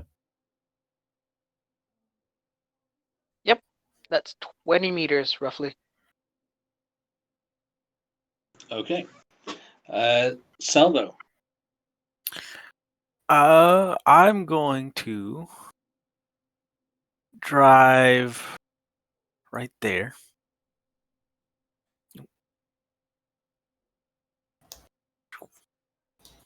Let's see. In front of the solo? Yeah. I'm going to go right there. So give some cover to some people, and then I'm going to stick my arm out the window, and I'm going to take a shot at that guy, who is 22 meters. Does anybody know what the AP ammunition does? It ablates armor by 2 instead of 1. Okay, because that's what I got in my pistol. So I'm going to shoot my pistol at 22. So I need a 7+. So, You're lucky. pistol. It's a 26. You need a 25. Let's see, a 21. So that should hit because at 22 meters, I need it's DV 20, and I got a 21.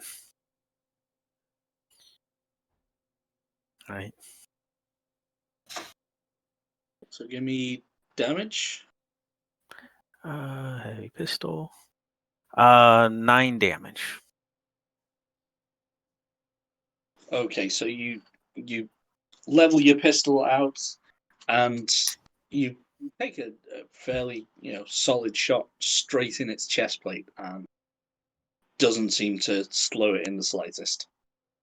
Okay. I'll take another shot at it because my pistol is rate of fire 2. Go for it. Let's barely clips him. Okay, less damage.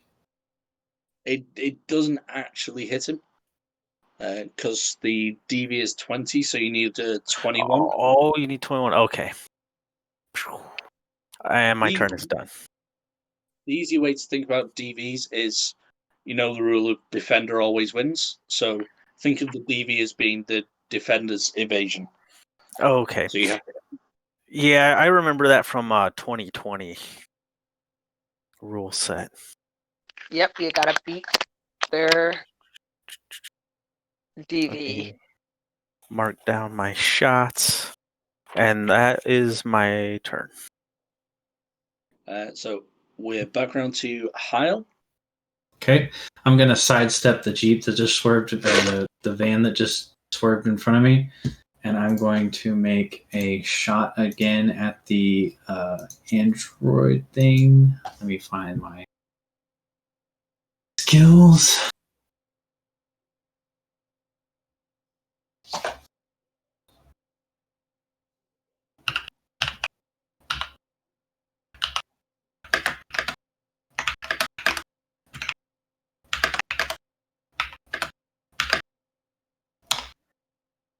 And that is going to land me a headshot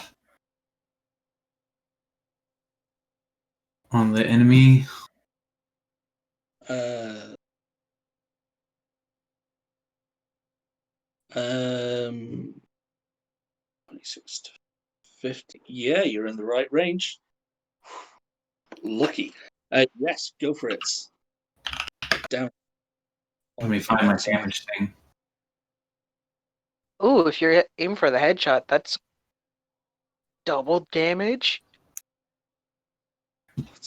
What gets through will double.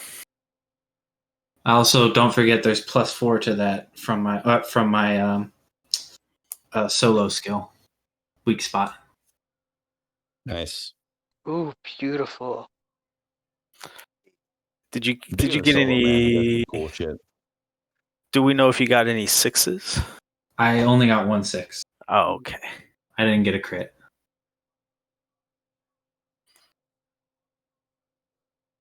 That's still pretty cool though. What gun did you shoot? Assault rifle. Sweet. Yeah, so you line up and plug it again, and this time right in the head, and you see it bury it through this thing's casing. It's got some pretty thick armor plating, but you're... Oh, shit. I forgot about something. Whew. Okay, I didn't fuck up that badly. I forgot about the fact that it would actually be evading the shot. Fortunately, it rolled a 1. Oh, okay. I'm good. Oh, yay! In that case, after I plug it in the head and it kind of stumbles, I'm going to continue walking towards it with my rifle trained at it, and that'll be the end of my turn. Okay, brilliant. And next, Hijack. What you doing, buddy? To run up to this corner here and plink a shot of his own at the thing from behind corner.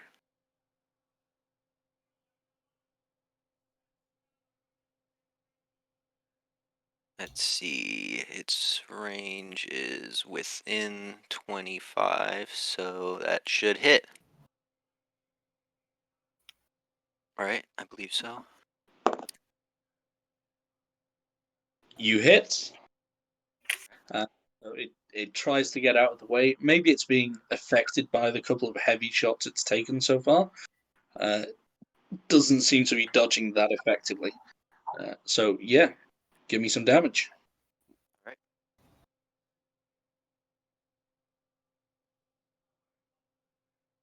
And you smack it straight in the sort of what would be its midriff if it were human, and it's right at the edge. You can see the slug almost goes through, but kind of loses momentum and stays buried in the armor plate.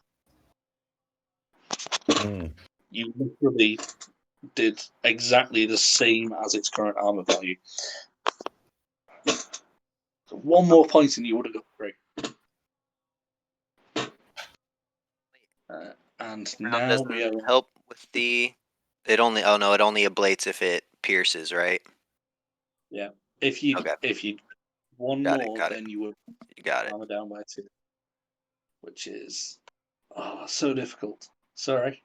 Oh no! It's hey, it's how it goes. Hey, it's all good, man.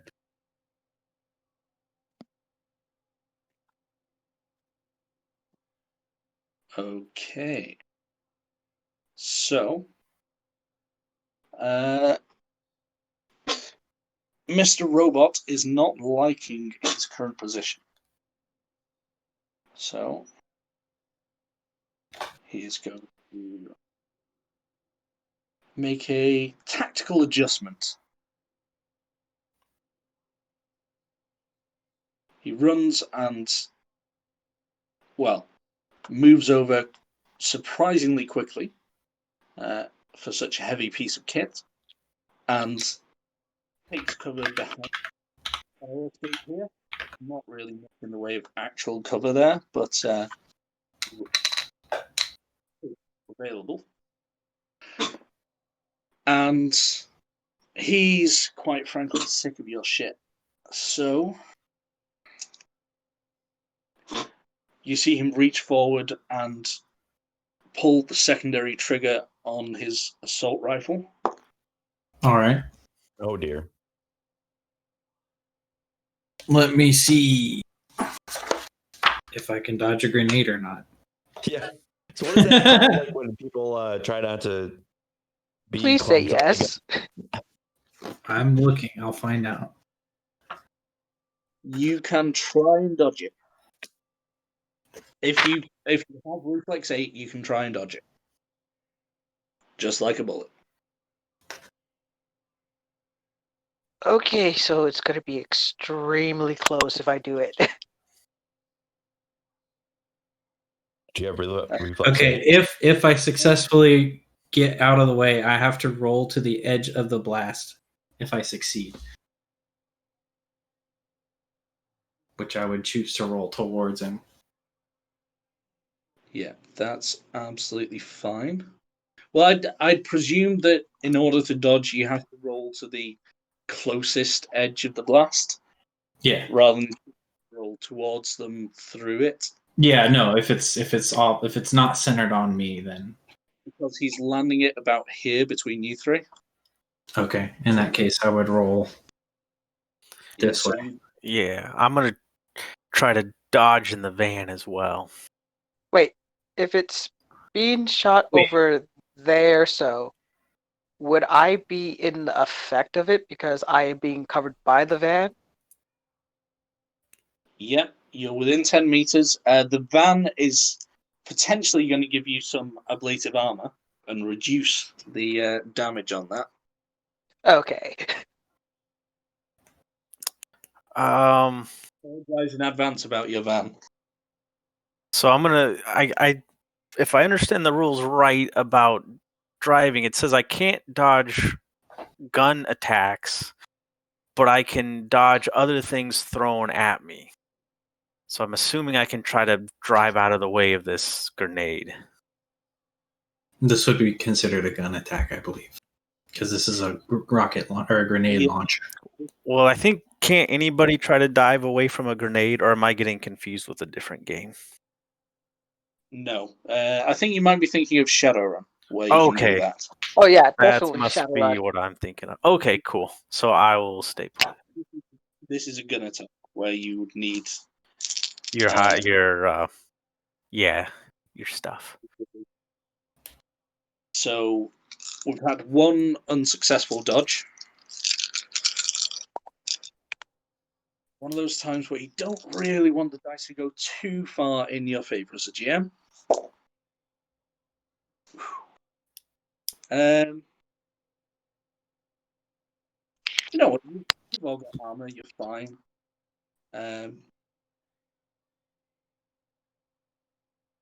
31 points of damage.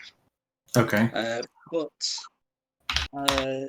Salvo and who else? Salvo and Blackrobe, because of where he landed it to get the three of you, you're both gonna take I'll say 10 off that, because that's absorbed by the parts of the van that he destroys. Okay. How much damage did you say it was altogether? It was 31, 31. but the two that were covered by the van only take 21, because that's it. It's effectively cover for you. Okay, so my character's going to take 21. The van took 30. The van took 31. 31. Okay. Because the van doesn't actually have stopping power; it just has extra hit points. Yeah, but I'm treating the van as cover for you, because I don't really want to start just killing characters for the fun of it. And because Sure, Panda, that's nice. I appreciate that. In front of it when a grenade goes off. Let's see. Then, do I get my body armor as stopping power against that grenade? I believe so. So then I would take 10 damage, and my armor drops by 1. Okay, I'm doing okay. So I'm still technically lightly wounded because I don't get seriously wounded until 22. Okay, so that's 21 damage. My armor takes the 1 hit off as I take 11, correct? Yeah. Yeah, all the glass on windows on the van are blasted out. Oh man! Shit! Damn it, fucker! I wasn't even shooting at you. I was almost going to request bulletproof glass, but I didn't have enough points in my roll ability. Oh, it's okay. But it's like Keep your mouths closed when we drive home. Black Flag thing. Shit, fucker! Damn it! I wasn't even a part of that. Okay, so Locke, you just saw this shit go down, and you happen to not be in the middle of it. Lucky boy. Yeah, very fortunate. But I mean, it doesn't really change what I'm planning on doing, so I will continue to move. Oops, I got the wrong. Hold on a second here. Get this guy here, and I'm going to double move again. Oh dear. Okay, right here is this double move, so it's right. Oops, hold on a second here. Move my guy.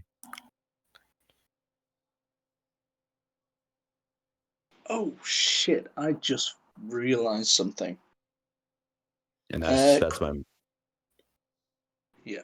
Okay, so you're being, some would say, suicidal, charging the guy down, or the drone down. I mean, I don't know what else to do in this case. I mean, I'm trying to get a hold No, of this no, guy. it's a perfect press. But I did just realize that I believe critical hits still apply to explosives as well, don't they? Let me look. I do not know, but I don't see any. pulling out like a badass in awesome enough style. I would think they still apply. I don't think there's. Yeah, I'm assuming. There's an explosives rule page. Let me find it. Oh, Certainly nothing in the quick reference that says that it doesn't. I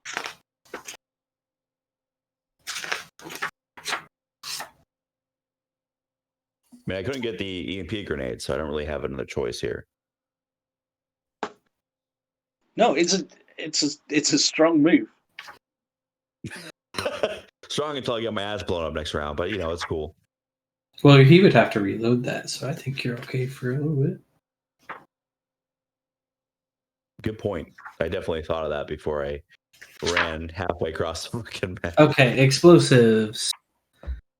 You only roll damage once for all targets. If you roll the DV required, blah blah blah. Dodge.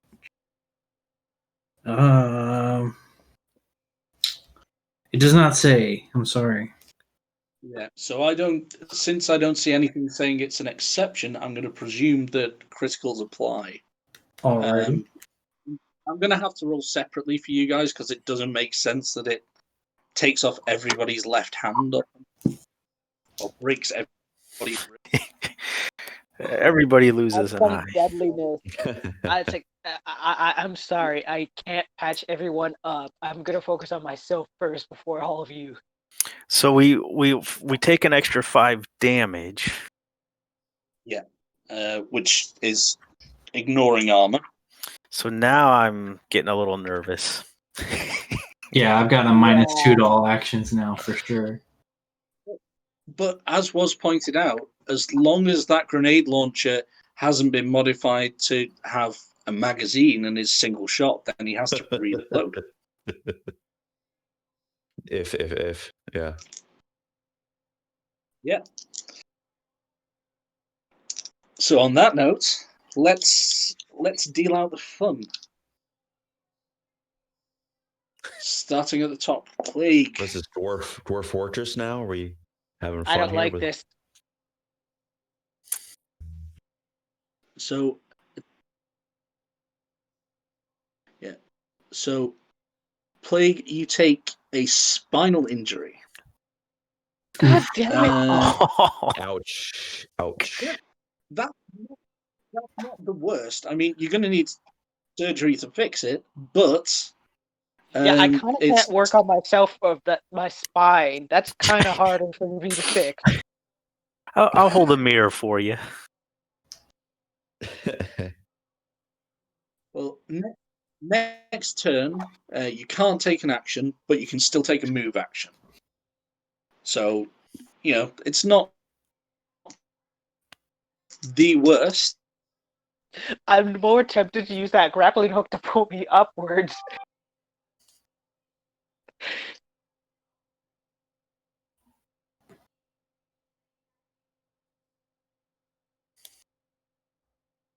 Oh no!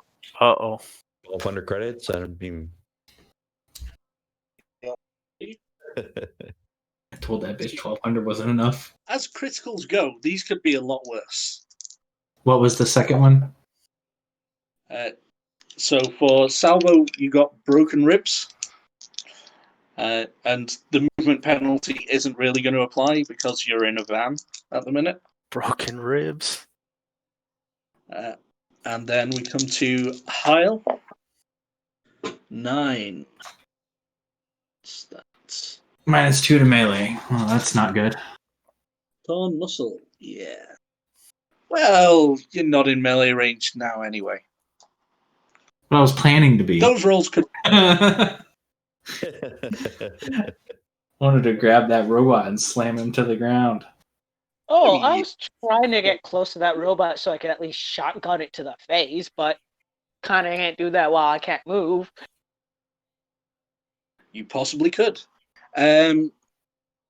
Locke, while you're there, give me a perception check. Human perception or just perception? Just perception. All right. Skills. Oh, for Drew asking about martial arts. Yeah, I got it. Depending what martial arts you're talking about. Well. Okay. So yeah. Despite the fact that an explosive has just gone off, now that you're this close to the thing, you can hear from the speakers, which are quite unnecessarily placed in its mouth region. You can hear the constant sound of screaming coming from it.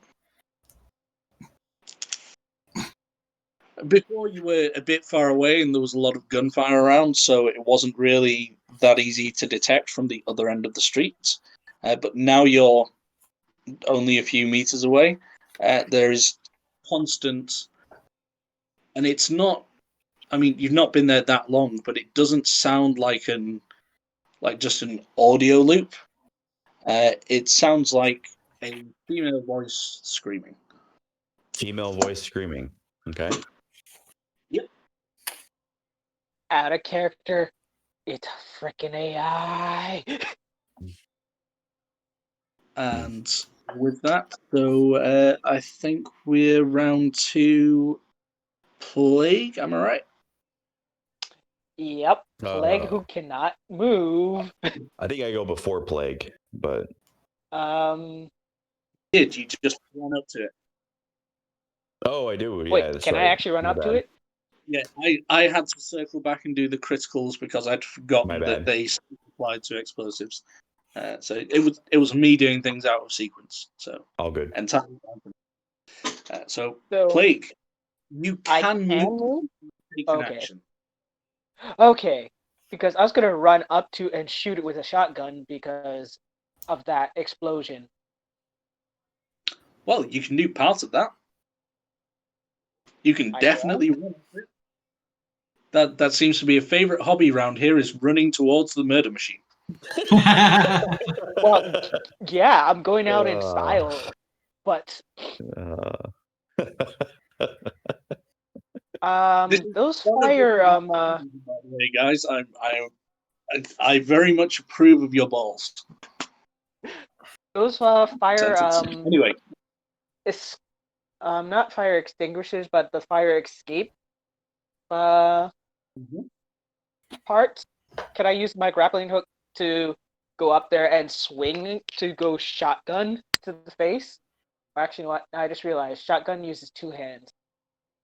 I thought you couldn't use an action this turn. Yeah, you can only move. You can't use an action. Ah, shit. And your grappling gun would be an action of itself as well.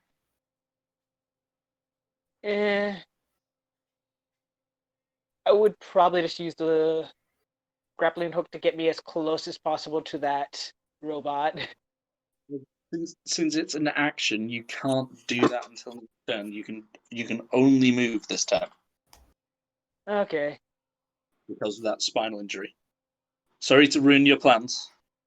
All right, I'll just run up to it. It has to shoot closer. So can I move up to 20? Or just... you can move 10 meters because you can only move It will be an action to run. Okay. Thanks. Just wanted to know for sure. Maybe Aqua, I'm looking at take you, cover man. behind the van. Yeah, the van just got bombed. It's doing okay. Van. The windows are gone, but you could get behind it. I don't know. How many structural damage points does a van have? It started with 70, So and so it's down to 39. You do realize that like 500 covers light damage. It's not the same bill. Come on, chat. Mm. It's you can hide behind it. It's got a couple turns left. I'm gonna hide behind this part of the building and are you gonna lay down next to the stairwell? Oh, I'm definitely gonna be taking as much of ground flooring as possible. Fuck. Or I don't know how just to do this. Fuck. dive down the alley to the north. I would, but then the thing would probably try to shoot down the alley. All right. It's currently under a fire escape here. Yeah. Where's our med tech? We have one of those, right?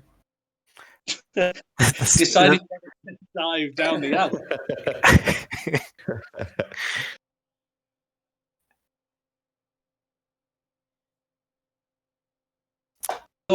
You're moving. I'll let you make your decision about where you're going. So in the meantime, we come back round to Salvo. Okay. Can I move the van and pull my shotgun and shoot it, or am I kind of stuck with my pistol? Is it a whole action to switch guns? It depends what you want to do. I was going Drop. to. I was gonna move like down here, and then just put the pistol in my lap, and the shotgun's right next to my leg, and I was gonna pull that out and shoot him. Yep. If you just drop the pistol, and I'm gonna, because you're doing this in the middle of combat, you've just been hit with a grenade, and you're driving and trying to do this and pull out a shotgun from the door and take a shot. So I'm going to say, if you want to do that, as you drop the pistol, you're going to have to roll me a d10, because if you roll a 1, that pistol is going like down into the footwell and potentially under the pedals, and who knows what it's going to do. Oh, okay. Remember, I don't have to use my hands to drive. I don't know if that helps. Okay. So first, I'm going to drive here. Oops. As I make driving noises. And then, let me roll my d10. Anything but a 1. Oops. That's all we need. Why is this not working? It's sometimes a little There slow. we go. There you go. Okay, so pull out my shotgun. So he's 10 away. So I need I need a 15, 16. Need a 16. All right, this is a solid slug. Solid slug. Nice. Let's see. What did I roll a? Well, it's a hit. And then damage. Whether he gets out of the way of it.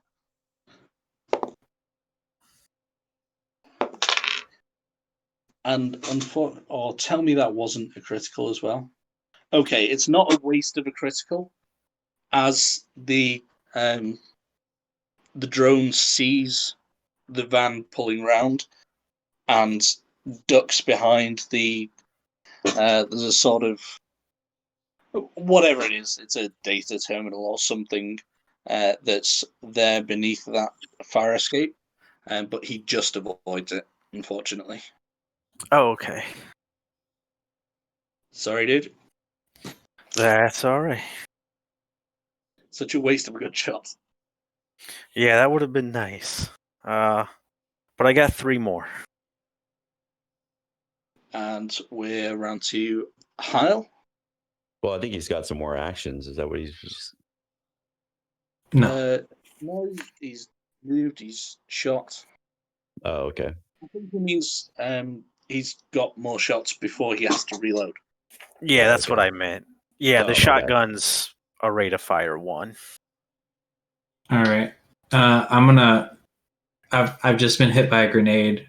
I'm kind of out of wind, but I'm gonna croak out as loud as I can. I'm not gonna be able to take him down. I just got to keep shooting, and then I move back, kind of to an appropriate range, and I take a shot. All right.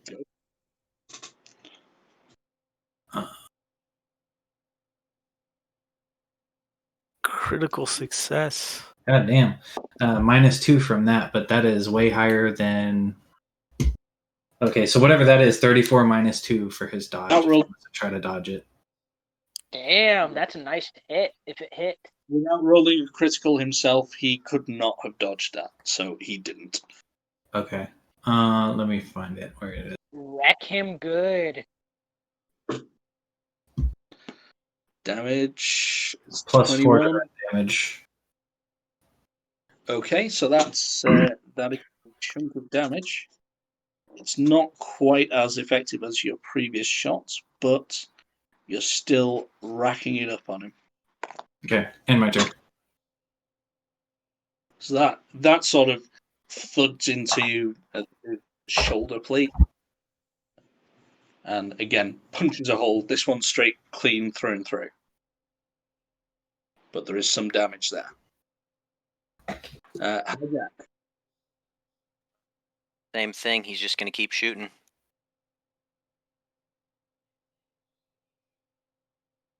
Okay. So it's very heavy, so you're on the right final. Oh, you actually hit him.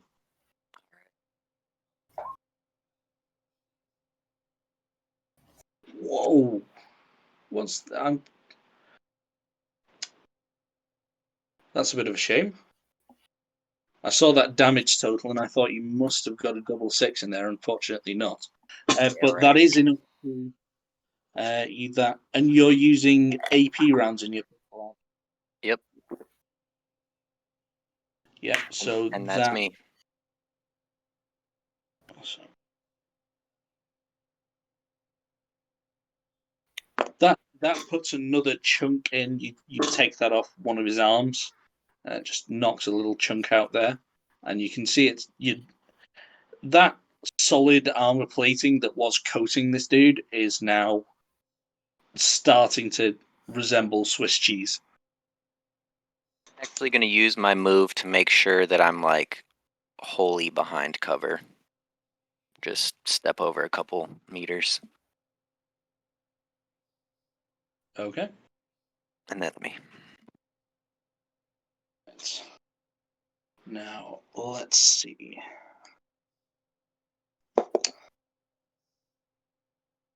Okay, so sorry if I look weird while I'm doing this. I've written myself little tables for what the drone does in certain circumstances. It's essentially programmed to do certain things. So I'm finding out which of you gets the bad news. Okay, Salvo. Oh. Yes. Wait, Even is though- Silvo? Oh yeah, he's still in the van. He can shoot me through the He's window, closer. or he can shoot the van. Yeah, he's seen that although you didn't hit him last time, it was a very effective shot that he just dodged, and he he recognizes that your weapon is within a decent range as well. So on his threat assessment, you come up top. Can you dodge while you're driving? No. And I don't have a high enough dex is it dex or reflex to dodge? It's Reflex. evade Reflex. dex-based, Okay. but you need reflex 8. Okay. So I could dodge, but I can't because I'm in the van. Okay. So it levels its assault rifle. You notice that whatever it's doing, it doesn't seem to be, despite being a quite accurate shot, it doesn't seem to be going for headshots. It's just center of mass every time. You don't know why that might be. It just could be something to do with its general programming. Could be it's got a specific objective in mind. But that's a pattern that's starting to emerge. Oh shit! Right. This is the signs of the DM says, "Oh shit," when he's rolling damage against you. Oh, that's never fun of Lucky. Well, you take 22 damage, which becomes 27 with the critical. All right, so 22 damage because I apply my armor. So 27 in total. Okay. For your armor. So that's going to be 17. 29 minus 17 is going to be 12. 17 armor? No. I'm taking. You did 27 damage. I've got 10 SP from armor left. Right. So that drops me to 17 damage. So I'm taking 17 damage. So 29 hit points minus 27. Oh no, that's minus 17. That leaves me with 2 hit points, right? Oh dear. No, it was. Oh no. 17 minus 20. 29 minus 17. So that's 12. Yeah, sorry guys, I didn't get the speed heal ready. Otherwise, this would be good for us. Yeah, you're fine. You've got 12 whole hit points. What are you complaining about? Yeah, I got -2 to everything now. And you've also got a torn muscle, so an additional. Well, I don't think you were going to get out of the van and punch the guy in the face. So no. -2 to melee. It's not really going to affect you that much. I'm hurting. I got broken ribs, torn muscles. Aren't you guys so glad that you managed to get on the company's trauma team coverage? Because it would be less expensive for you at the end. Okay. And with Locke, you're right by him.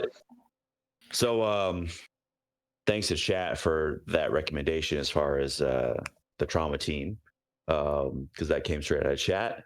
So I'm gonna. So my character has seen some crazy shit as far as AI goes, and I mean the female voice screaming, that kind of just something about that. Is there a certain role I can do, Panda, to kind of see if I can consider that some more, given my experience with AI? Because that's my hunch, is that maybe this is like an AI that's like in the body or something. Like, is there a role I can do to kind of try to? There are a number of things you could try. It depends what your hunch is as to this. Do you have any suggestions before I give you some? Take a look at my character sheet.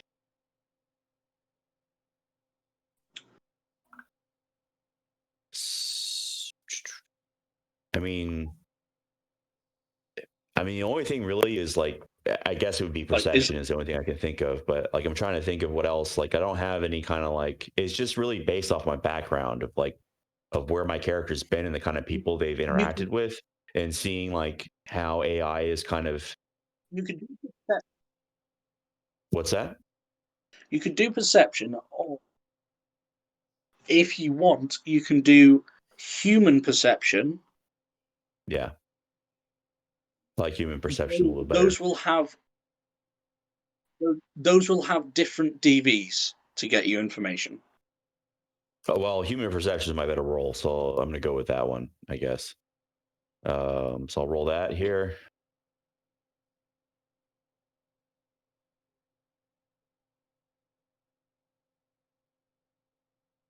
Okay. With that, and with some of your history, you're fairly certain that now you've had this little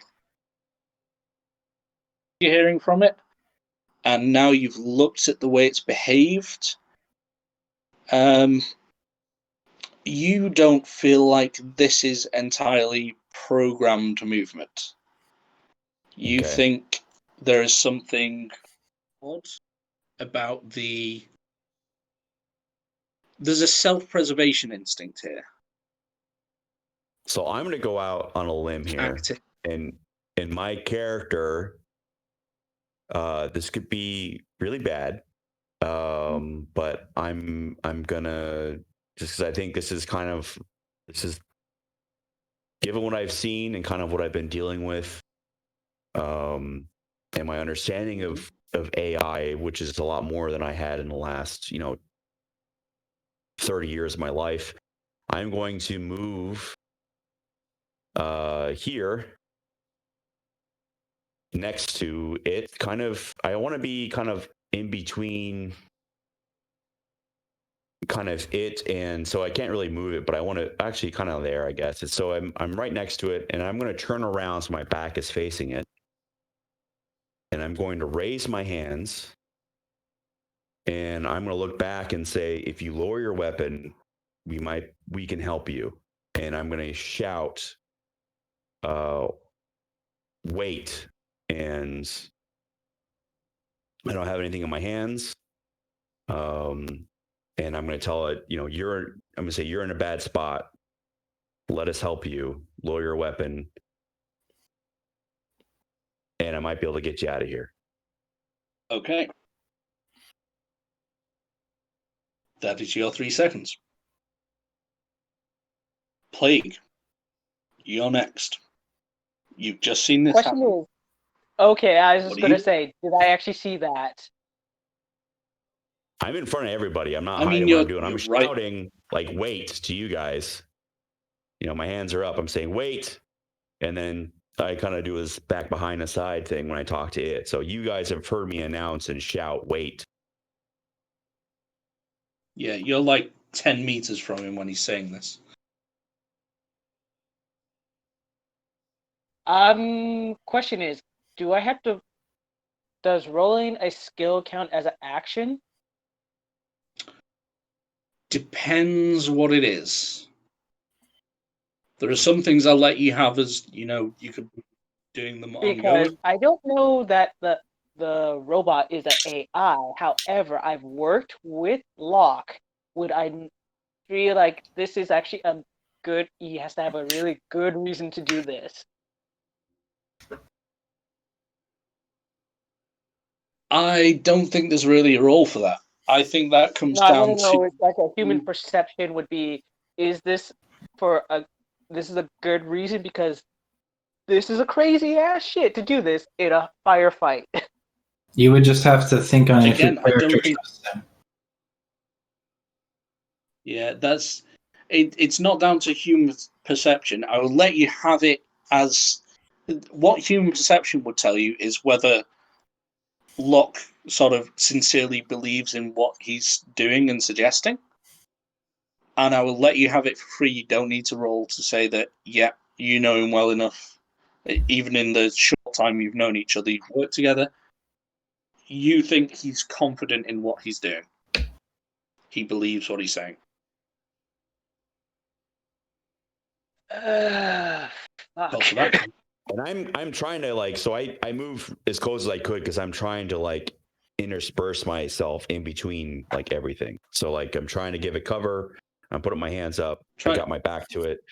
Like I'm trying to Blackleg basically put will myself in between you guys and it. Blackleg will go up to Locke with no armed weapon and be like, "Can you give me a helping hand here?" Points to my back because I'm coming with my injured spine, so it's like, yeah, I can't fix up on my own self as easily. So, are you holstering your weapon? Are you pointing it at the ground? I'm not going hostile. I'm basically got my weapon holstered. I never actually had it out until I got closer. So you're holstering your gun and you're going towards Locke and asking him Basically, to help with if your he injury. could tend to my injury as best as possible with some instructions. Well, Locke is facing down a death machine with his hands in the air. Well, I'm actually facing you guys, but Oh, Yeah. my back to the death machine. I purposely put my back to it, put my hands up. I'm facing you guys, and I got my arms up, and I'm telling you to wait. Oh, okay. That's what you guys saw. So you moved in and done this. That's Okay. your go. So it's like, that's basically it. What I could do because I kind of can't fix up my own spine. It'd be a miracle if I could. Salvo, what are you doing? I'm going to loop the van around. So I'm going to just pull it here, but I'm facing down the street now. So so basically coming off this way is like the arrow's pointing to the back of the van. It's 2 double doors. And that's all I'm going to do because I can't see the guy to shoot at now. Okay, so you've got the van there and pointing west. With the yes. Yeah. All right. Whose turn is it? We're round to Heil. Okay. I'm going to hold my action. I'm going to be pointing at the robot behind Locke. And if it attacks either of them, I'm going to move to the best of my ability to get a good angle and shoot it. But that's holding my action, so I'm waiting. Not actually doing anything right now. Okay. So you're holding your action basically you will shoot on any hostile movement from it. Yep. Is that? Yep. Hijack. So kind of like to himself, he's just gonna be like, man, fucking Hans got me working with some geniuses. And he's just gonna, like, holding his gun like up in the air a little bit, he's gonna cautiously walk around the corner and see what's kind of going on. He's gonna approach slowly. Actually, I think he would approach the van and just kind of hang out by the van and just watch how this plays out. Yep, get some cover. Good idea. Behind what remains of the van. Reading this, no one is currently doing anything offensive. Heil is covering fire. So at this point, the drone kneeling shooting stance, and it drops the tip of its assault rifle by about 8-10 inches and slowly stands up. Okay. So it's pointing its rifle at the ground.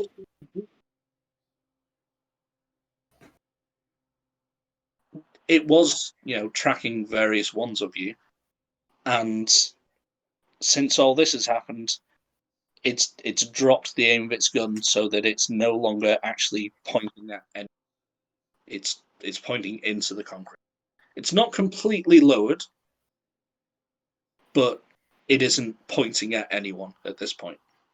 Okay, can I shout It stands across? up. Drop your weapon. Get in the back of the van. Let's go. And I'll kind of look behind my shoulder and say, "This is your option. I want to help you, but we got to go. It's either us or Max Tac, and they're I want to get you out of here." And I still have my hands up, facing everybody else, and I'm just kind of looking over my Look. shoulder, and that's what I say. As the person who's kind of led this, and the one who's giving it the instruction now, give me a persuasion check. Oh boy. Feeling lucky, punk. Yeah, so this I is the would say, time I could is there use some way that some I could of aid him? your guys' good rolls here, because everyone's rolling these criticals and stuff, especially Black Plague, and I could use a good roll right now. So I'm going to call out to the dice gods, guys. Okay, let's Can hope you for a good roll here. can Oh, you I can use spend? luck. Yeah, use some luck. How do I use luck? How does that work? You just You say you're basically using hit it. the How much you- forehand. Okay, I'm going to use all of my luck. I have 4 points in luck, so I'm going to use it all on So you this add roll. 4 to your roll. +4 onto whatever your luck you roll. Add 4 on. Okay, so here we go. So 22. Nice. So, at that, the drone Nice. lowers its rifle further. It doesn't drop it to the floor, but it's on a sling, so it releases its hand, lets the rifle hang at its side, and if it weren't a robot, you'd swear it was moving cautiously, sort of edges around you. Keeps looking, in particular, it keeps looking over in the direction of Heil and Salvo. I'll put my rifle into a low ready, but not pointing at it now. Edges around you, goes towards the van. Or if no one has done that, and climbs into the back. You Right. can, if this was a human, sense nervousness. You can see its hand hovering near the grip of the assault rifle, but Oh yes. If this was a human, they would super be nervous. All right. I will also put my rifle down and let it sling hang, and then I'll hop in the back with it. Yeah, and I'll Black move Flag is going myself. into the back. And at this point, I'll actually have my rifle out, but I'm going to back up cautiously and move with my rifle pointing down the street the other way, just as providing cover. It's the first time I've actually raised my rifle this entire encounter, and I'm basically backing up and providing cover to the van as I back up to it. if no one wants to change anything, feel free to interject if you do. But I'm going to take it as read that you guys load up into the van and head off from the area, because whatever comes next, you probably don't want to be in the area that's just been reported as automatic weapons fire and explosives going off. Oh yeah. And other than that, Black Flag's gonna act. Who needs patching up quickly, like now? Probably the driver. Well, that might be hard to do while I'm driving. Well, given the time that we're at, the delays caused by largely my technical issues, which I apologize for, and I think that's a nice point to leave it on. Then, if you guys are okay, I think we'll stop there. I do want to say one thing to the robot as I climb in the back with it. because I imagine it's like pretty big and it's like filling up most of space. So like kind of crawling over its legs. And I'm like, you just had to use the grenade, didn't you?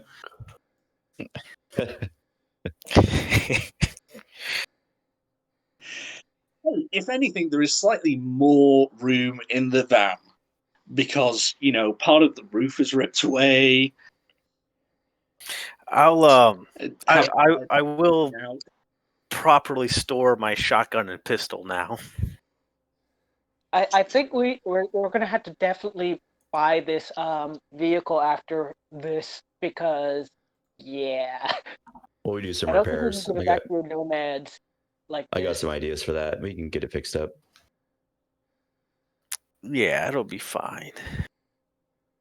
And what I might do to Oh. give us the maximum amount of playtime next week, I might handle some things if, depending on what you guys want to do, we can have a little discussion. But I might handle some of the roles for things that are just sort of matter of fact and aren't going to really make that much difference to on-screen what happens. We might do those in between the session, and then we can pick up where we left off, just knowing narratively what happened. Okay. Yeah, I'm good for discussion or whatever you guys want to do. Obviously, there's a lot to kind of cover in between. So if whatever you think, Panda, if you want to do it now or kind of off, I think people might want to take some time to think about the, of what that would mean to their character and what stance they're going to take. We will pick up pretty much from this point as you're driving off next time. I'm just thinking of there are some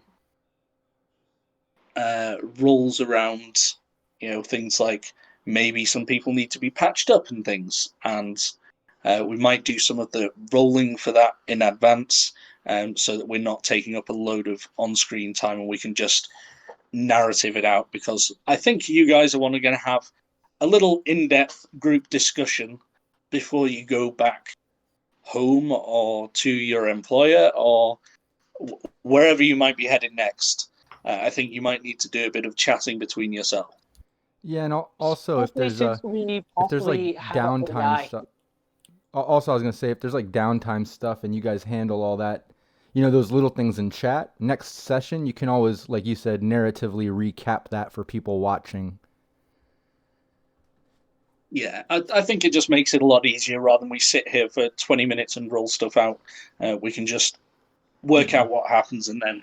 Yeah, I do the same thing. I do the same exact thing. Like we'll roll our side hustles and our empathy roll, our humanity loss rolls for any cyber, like all that sort of stuff. I agree. Just do that in chat, and then you can recap it in the next session so people are up to date. But yeah, it's not as exciting to watch that. Yeah. Yeah, we don't really need to know that I fixed that little Timmy with some legs and maybe gave him some skaters on top of it too.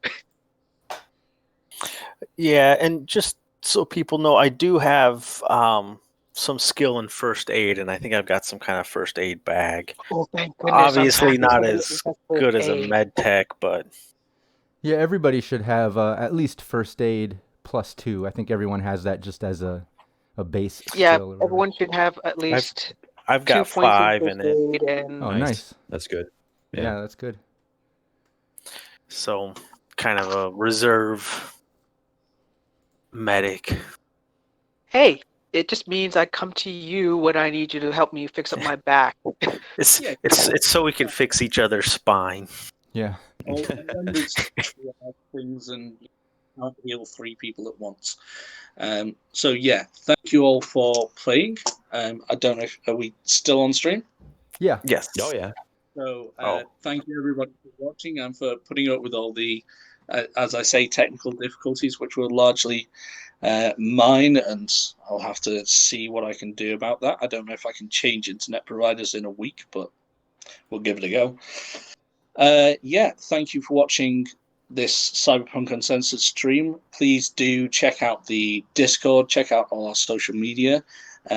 Take a look. I think we should just be... Are we in time to jump off and watch the Pondsmith family charity stream as well? Yeah, that actually got Ooh, that's happening?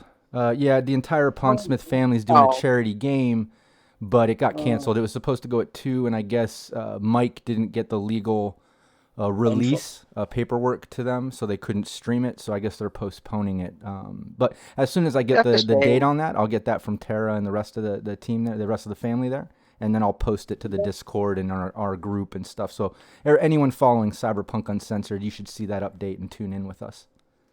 So before we go too, like I don't Anything know, with any of the maybe we can do like as a sign off. Obviously, thank you so much for Cyberpunk Uncensored for hosting, allowing us to play. Big thanks to Rob, who has been helping on the back end, getting technical, getting the overlays done, and make sure that you guys are checking out the YouTube videos. Anyone who wants to learn how to play Cyberpunk RED, he's got a lot of great videos on YouTube. I don't know if anyone can shout out the YouTube in the chat. And anything from how your classes work, how combat works, how all the different abilities work. Definitely check out the YouTube channels for that. He's posting up videos weekly. Yes, especially since all his videos actually make it a lot easier to actually understand what the roles do, like medtechs, nomads, lawman. I'm just waiting for, is it the execs? Is the next one, roughly? Yeah, Or exec is that and I think exec and media are going to be posting sometime this coming week. Yeah, I'm just waiting for those two. Nice. Yeah, and if you guys want, anybody want to, go through each other and give yourself some plugs, if you have any channels or things to promote, go for it. The only thing I'm watching lately is Dragon Age from Angel Art, which is actually pretty awesome, especially his newest campaign. Nice. So I'm a streamer, but anybody else have any? Does anyone else here a streamer that does their own content? Yeah. So it says hi all on the stream, but I'm Scrag. I rarely do stuff. I used to do a lot of art classes for the Ethan Becker Discord. I still plan on doing those sometime. My Twitch is ScragYT, and my YouTube is basically dead. But if you want to find me on there, you can go ahead and do that. So just because I'm curious, this is the first time I met you, Scrag. So when you say art, like what kind of you do, like character designs, or is it sculpture? Like what kind of art stuff do you do? So the server that I teach on is primarily a character, like, kid artists who want to do like character designs and stuff. But I teach fundamentals. I teach value, volume, just basic stuff like that, as well as whenever I do them, I do some pretty hardcore figure and form drawing classes. So we'll do like here's an image on the screen, draw the figure in 30 seconds or less, and then we'll do like 100 of those, and then we'll do. Are you open for commissions? Do you commissions the character art or anything like that? I can. I'm not as good as some people. Let me see if I can find some examples. Maybe we can show them on the screen. While he's looking that up, so I'm Burroughs Forge. Hello, everybody. I stream on Tuesday nights and Thursday nights at 6 p.m. Eastern Standard Time, and then Saturday mornings at around 9 or 9:30 Eastern Standard Time. I do blacksmithing, beekeeping, falconry, and mead brewing. And I was recently on Amazon Gaming's Crown channel, which you can actually see in their past highlights. We did a Forge and Feast stream, which was pretty awesome. We had about 45,000 people tune in for that, which was awesome. So love for you guys to come hang out. But this is kind of a passion thing of mine. I've always wanted to play pen and paper on stream with everybody. So big thanks to Panda for making that a reality. But you guys can catch me at everything's at / Burroughs Forge, whether it's Instagram, Twitter, or Twitch. So. Nice. I like the sound of all of that, so I'll check it out. That's cool. Not underway yet. Still having technical hitches. I'm starting things up as Reservoir Panda. So I will be here on Twitch, YouTube, etc. Once I get all my equipment issues ironed out and maybe move house or something. I don't know. Your audio on the whatever you have set up right now, I mean, is great. I mean, obviously the video is a little wonky, but besides that, the audio is actually better than what it was previously. So, I mean, these are growing pains. I don't know if anyone here has experienced streaming. I'm sure, some of us have had that experience, but this is part of the growing process. So, you guys are on the ground floor of what we hope to be something pretty awesome. And big shout out to the viewers who are hanging out. I mean, chat was awesome today. We actually had some great input from chat, which helped us all get trauma team certifications or whatever. So, I mean, that's always cool, and always support chat helping out with ideas and things that we can maybe bring into the game. So as you guys watch us and feel free to chat out ideas or your thoughts, and I'll try to keep going on my cell phone here. And as we continue to evolve and play more games, we'll get better at that. But this is a little bit of a growing stream for us. It's this really stream. It was not stream one, but it's close to it, and we'll continue to grow. And I'm really excited for you, those of you who tuned in today, to catch all of this and what this can be as we continue to grow it. So thank you. Oh yeah, well, Scrag, did you happen to find any of those? Yeah, I posted it in the. Well, I posted my Instagram in the Reservoir Panda. You can just kind of open that if you want, and I also posted it in the Twitch chat. So nice. Yeah, I'm currently on my phone. That's what I'm using at the moment, because I didn't want to go back to the home internet in case it drops out again. Yeah. So. But if it's in the Twitch chat, then everyone should be able to see that. I might be able to pull it up real quick here. Yeah, exactly. At least everyone can go check that out right there in the chat. And that'll be there, too, for the archived stream when people come back. So they'll see it there in the chat. That's good. Yeah, go back and watch this. You're asking if I do commissions. I can do commissions. I don't charge a whole lot because I'm not as good as some of my buddies who, work on TV shows and movies and animated movies and stuff. So they can charge more, but I'm a software engineer by trade. So I don't charge as much to do drawing. Yeah. So I got some of it on my screen now. If you guys probably can see it. Yeah. Some of the work there.